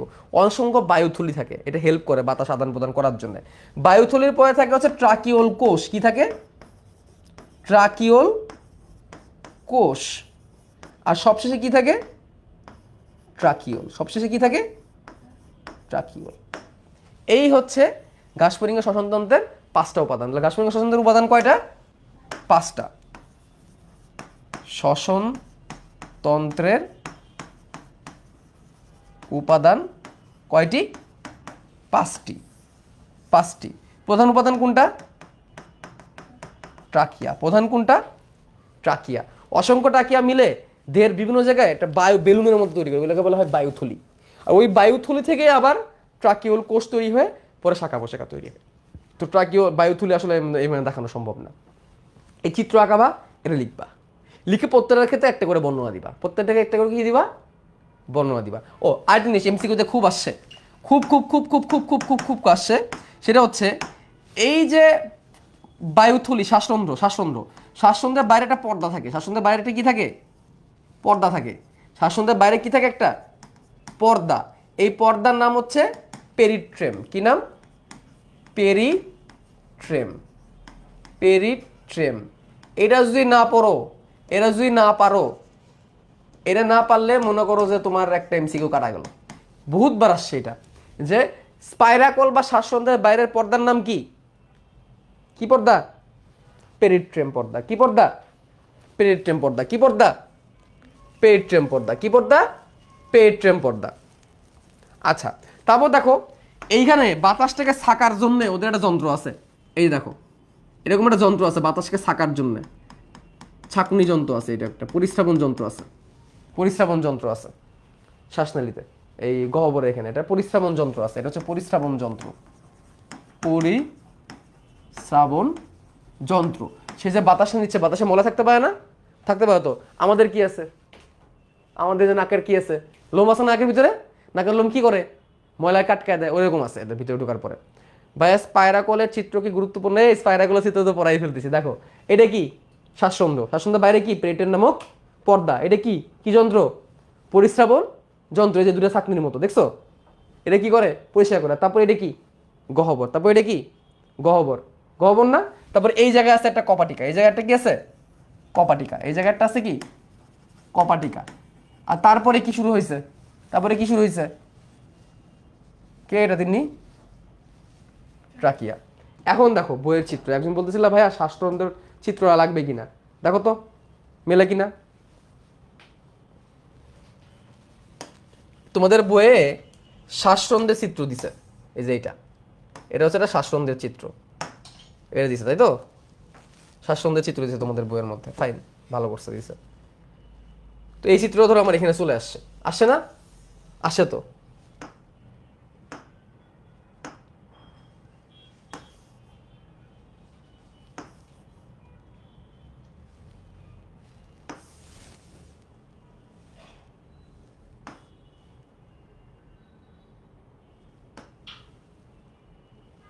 এই দেখো আমি চিত্রটা একটু কাট করে আঁকাইছি না?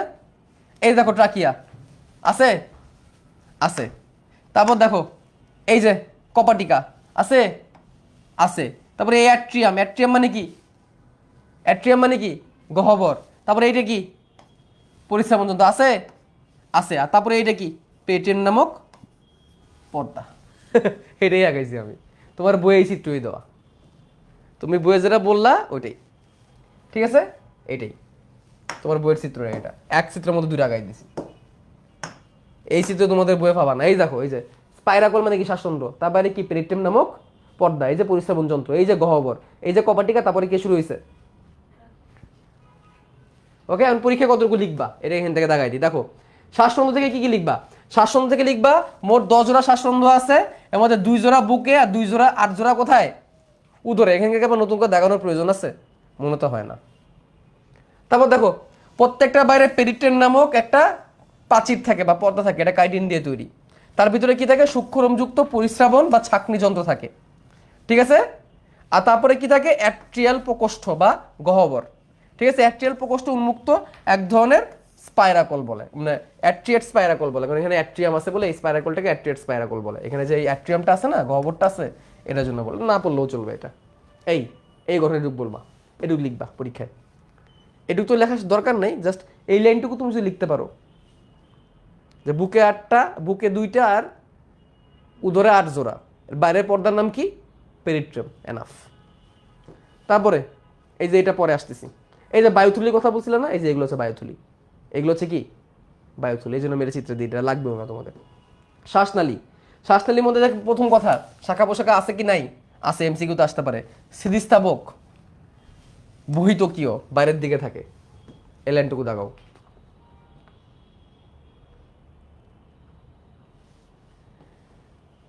তারপরে এই যেখানে কত কথা আছে, এই গহ্বর কিছু পরপর ইন্টিমা পুরো হয়ে আংটির মতো বলয় গঠন করে, এগুলোর নাম হচ্ছে টিনিডিয়া। বাতাস চাপ কমে গেলে ট্রাকিয়া যাতে চুপসে না যায়, এক্ষেত্রে টিনিডিয়া হেল্প করে। এই কথাটা খুবই গুরুত্বপূর্ণ। এই যে ট্রাকিয়া আছে না, ট্রাকিয়া, এই যে ট্রাকিয়া, এই চিত্রটা আমি আঁকাইছি, ট্রাকিয়া, এই ট্রাকিয়ার ভিতরে আংটির মতো আছে, যে আমাদের এখানে বললাম এটা কিসের মতো? পাইপের মতো না, বেসিনের পাইপের মতো, খাসকারা খাসকারা খাসকারা, ওদেরটাও এরকম। কেন জানো?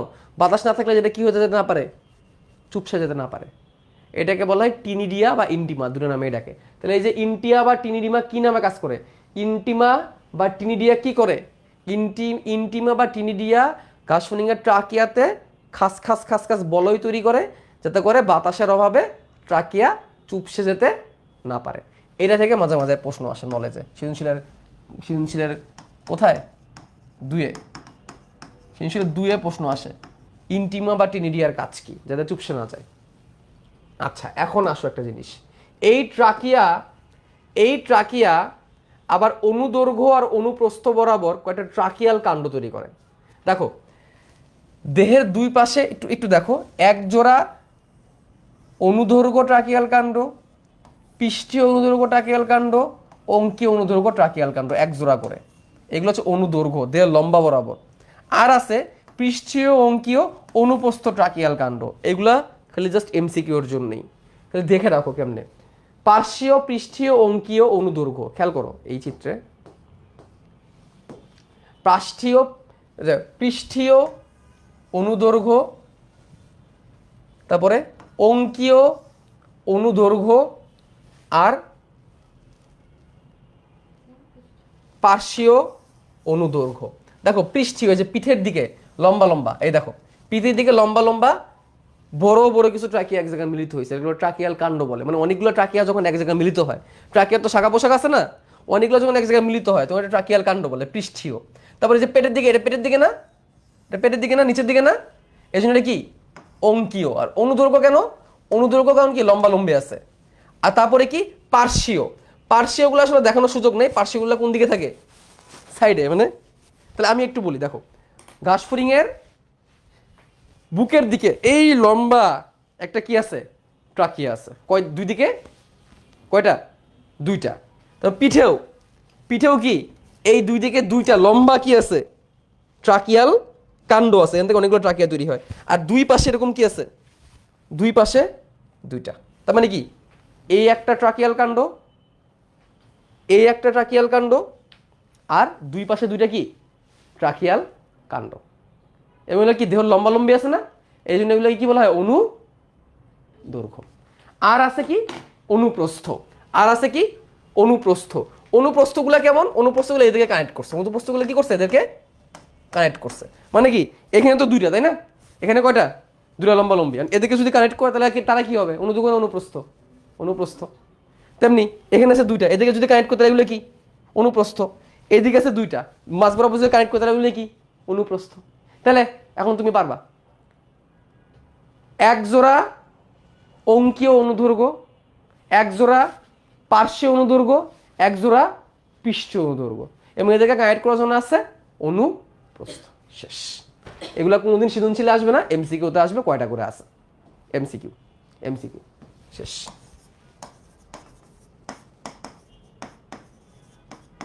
সংখ্যা ও অবস্থান। বায়ুথলি, বায়ুথলি এটার ভিতরে থাকে। বায়ুথলিতে কোনো ইন্টিমা থাকে না, অর্থাৎ বলয় থাকে না। এগুলা মস্তক, বক্ষ ও উদরে থাকে। মস্তক, বক্ষ, উদর 3 জায়গায় থাকে। এগুলো বায়ুকে ধরে রাখে, অতিরিক্ত বায়ুকে ধরে রাখে, এটা অত বেশি ইম্পর্টেন্ট না। এখানে লিখবা যে মস্তক বক্ষ উদরে বেশ কয়েকটা বায়ুথলি থাকে, এগুলো বায়ুকে কি করে রাখে, ধরে রাখে, এটুকু লিখবা সৃজনশীল আসলে।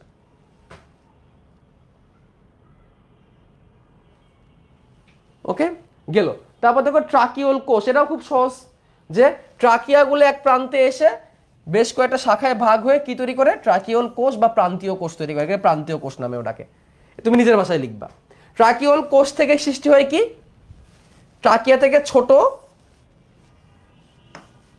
ট্রাকিওল তৈরি হয়। এই ট্রাকিওলে কিন্তু কোনো ইন্টিমা নাই, তার মানে কি ট্রাকিওল চুপসায় যেতে পারে, এই জন্য সে কি দ্বারা পূর্ণ থাকে, তরল দ্বারা পূর্ণ থাকে। কি দ্বারা পূর্ণ থাকে, তরল দ্বারা পূর্ণ থাকে, আর এটা সরাসরি কোষের সংস্পর্শে থাকে। ঠিক আছে, তার মানে এখন যদি প্রশ্ন আসে ট্রাকিয়া সব থেকে গুরুত্বপূর্ণ আমি মানলাম, বাট সরাসরি কোষের সাথে আদান প্রদান কে করে বলতো, গ্যাসের আদান প্রদানটা সরাসরি কোষের সাথে কে করবে, ট্রাকিওল করবে। এটাই বলছে যে ট্রাকিওল থেকে প্রান্তীয় থলির তরলে অক্সিজেন দ্রবীভূত হয়ে ব্যাপন প্রক্রিয়ায় দেহ কোষে প্রবেশ করে এবং কার্বন ডাই অক্সাইড ট্রাকিওলে ফিরে আসে। তাহলে সরাসরি ওতপ্রোতভাবে জড়িত কে, ট্রাকিওল। তো ট্রাকিওলের পার্থক্য এটা কিন্তু আসতে পারে পরীক্ষায়, খুবই সহজ। দেখো ট্রাকিয়া আমাদের ট্রাকিয়াতে কি থাকে, ট্রাকিয়াতে শাখা পোশাখা থাকে, ট্রাকিওলে কিন্তু কোনো শাখা পোশাখা নাই। ট্রাকিয়া যাতে চুপসে যেতে না পারে জন্য কি থাকে, ইন্টিমা থাকে, কিন্তু ওদের কোনো ইন্টিমা নাই। ট্রাকিয়া কোথায় থাকে, হিমোসিলে, আর ট্রাকিওল কি দেহের কোষের সাথে কানেক্টেড। ট্রাকিয়ার বর্ণ রূপার মতো, ট্রাকিওলের বর্ণ সাদা, না পড়লেও চলে। ট্রাকিয়াতে কোনো পানি ছিল, তরল ছিল না, কি ছিল, বাতাস, কিন্তু ট্রাকিওলে কি ছিল, তরল। কেন, যাতে সে চুপসায় যেতে না পারে, কারণ তার তো কি নাই, ইন্টিমা বা টিনিডিয়া নাই। ট্রাকিয়ায় অ্যাট্রিয়াম থেকে ট্রাকিয়া, দেখো খেয়াল করে, শ্বাসরন্ধ্রের যে অ্যাট্রিয়াম ছিল সেখান থেকে কে তৈরি হয়েছে, ট্রাকিয়া। আর ট্রাকিওল কই থেকে তৈরি হয়েছে, ট্রাকিওল কোষ থেকে। ট্রাকিয়া কোথায় শেষ হয়েছে, ট্রাকিওল কোষে এসে কিন্তু ট্রাকিয়া শেষ হয়েছে। আর ট্রাকিওল কোথায় শেষ হয়েছে, দেহ কোষে। ট্রাকিয়া ডাইরেক্ট কোষের সাথে সম্পর্কে থাকে না, কিন্তু ট্রাকিওল সরাসরি দেহ কোষের সাথে সম্পর্কে থাকে। ট্রাকিয়া কি করে, ট্রাকিয়া হচ্ছে শ্বাসরন্ধ্র থেকে ট্রাকিওল পর্যন্ত, আর ট্রাকিওল কি করে, ট্রাকিওল কোষ থেকে দেহ পর্যন্ত। তাহলে কোথায় শেষ কোথায় শুরু, বুঝছো তো? এটা কিন্তু প্যাচ লাগাও না, কিন্তু খেয়াল করে চিত্রের মধ্যে, এই যে ট্রাকিয়া হচ্ছে শ্বাসরন্ধ্র থেকে ট্রাকিওল কোষ পর্যন্ত, আর ট্রাকিওল কোষ থেকে দেহ পর্যন্ত কোথায়, ট্রাকিওল। ট্রাকিয়া শেষ হয়েছে কোথায়, ট্রাকিওল কোষে। শুরু হয়েছে কোথায়, এই যে এই গহ্বরে। ট্রাকিওল শুরু হয়েছে কোথায়, ট্রাকিওল কোষে, আর শেষ হয়েছে কোথায়, দেহের কোষে। শ্বাস প্রশ্বাস প্রক্রিয়া পরীক্ষায় আসে না, তারপর আমি একটু দেখাই দিব। দেখো প্রশ্বাস নিঃশ্বাস প্রক্রিয়া, প্রথমত এদের কোনো হিমোগ্লোবিন নাই, তার মানে এদের শ্বাসরঞ্জক না থাকায় ওদের হিমোগ্লোবিন বা রক্ত প্রশ্বাস নিঃশ্বাসে হেল্প করে না।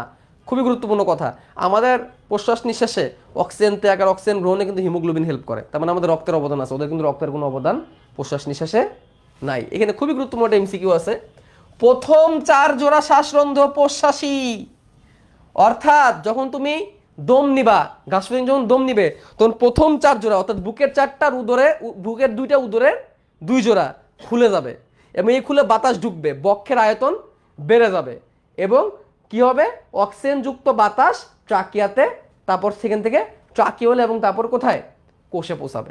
এখানে একটা কথাই লাগে এমসিকিউর জন্য, সেটা কি, প্রথম 4 জোড়া প্রশ্বাসী। তাহলে কি হইলো, যখন দম নিতে হবে তখন প্রথম 4 জোড়া প্রশ্বাসী খুলে যায়, এর ফলে বাতাস ট্রাকিয়া থেকে ট্রাকিওল থেকে কোষে চলে যায়। এর মতো সহজ কথা আর হইতে পারে?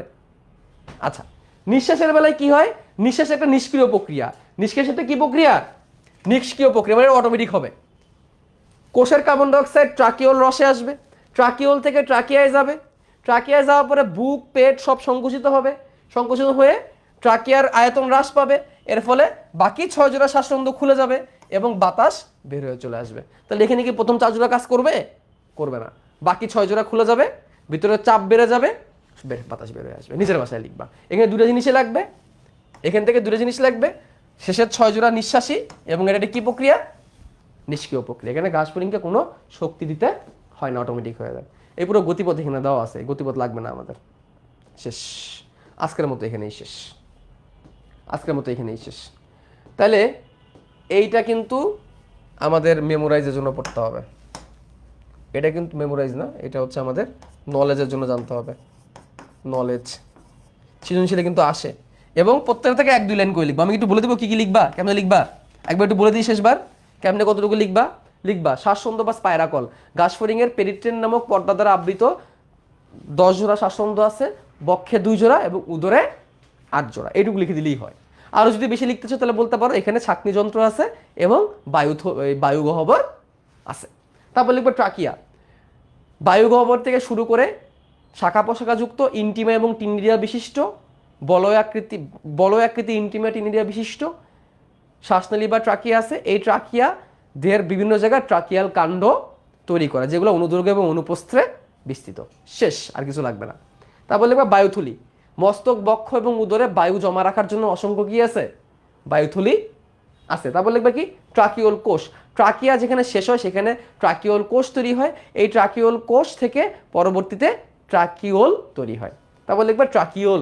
ট্রাকিওল কোষের ক্ষরণের ফলে টিনিডিয়া এবং ইন্টিমা ব্যতীত তরলে পূর্ণ ট্রাকিওল তৈরি হয়, যে ট্রাকিওল কোষ থেকে তৈরি হয়, বিস্তৃত থাকে কোন পর্যন্ত, দেহের কোষ পর্যন্ত, এবং গ্যাসের আদান প্রদান তারা করে। জাস্ট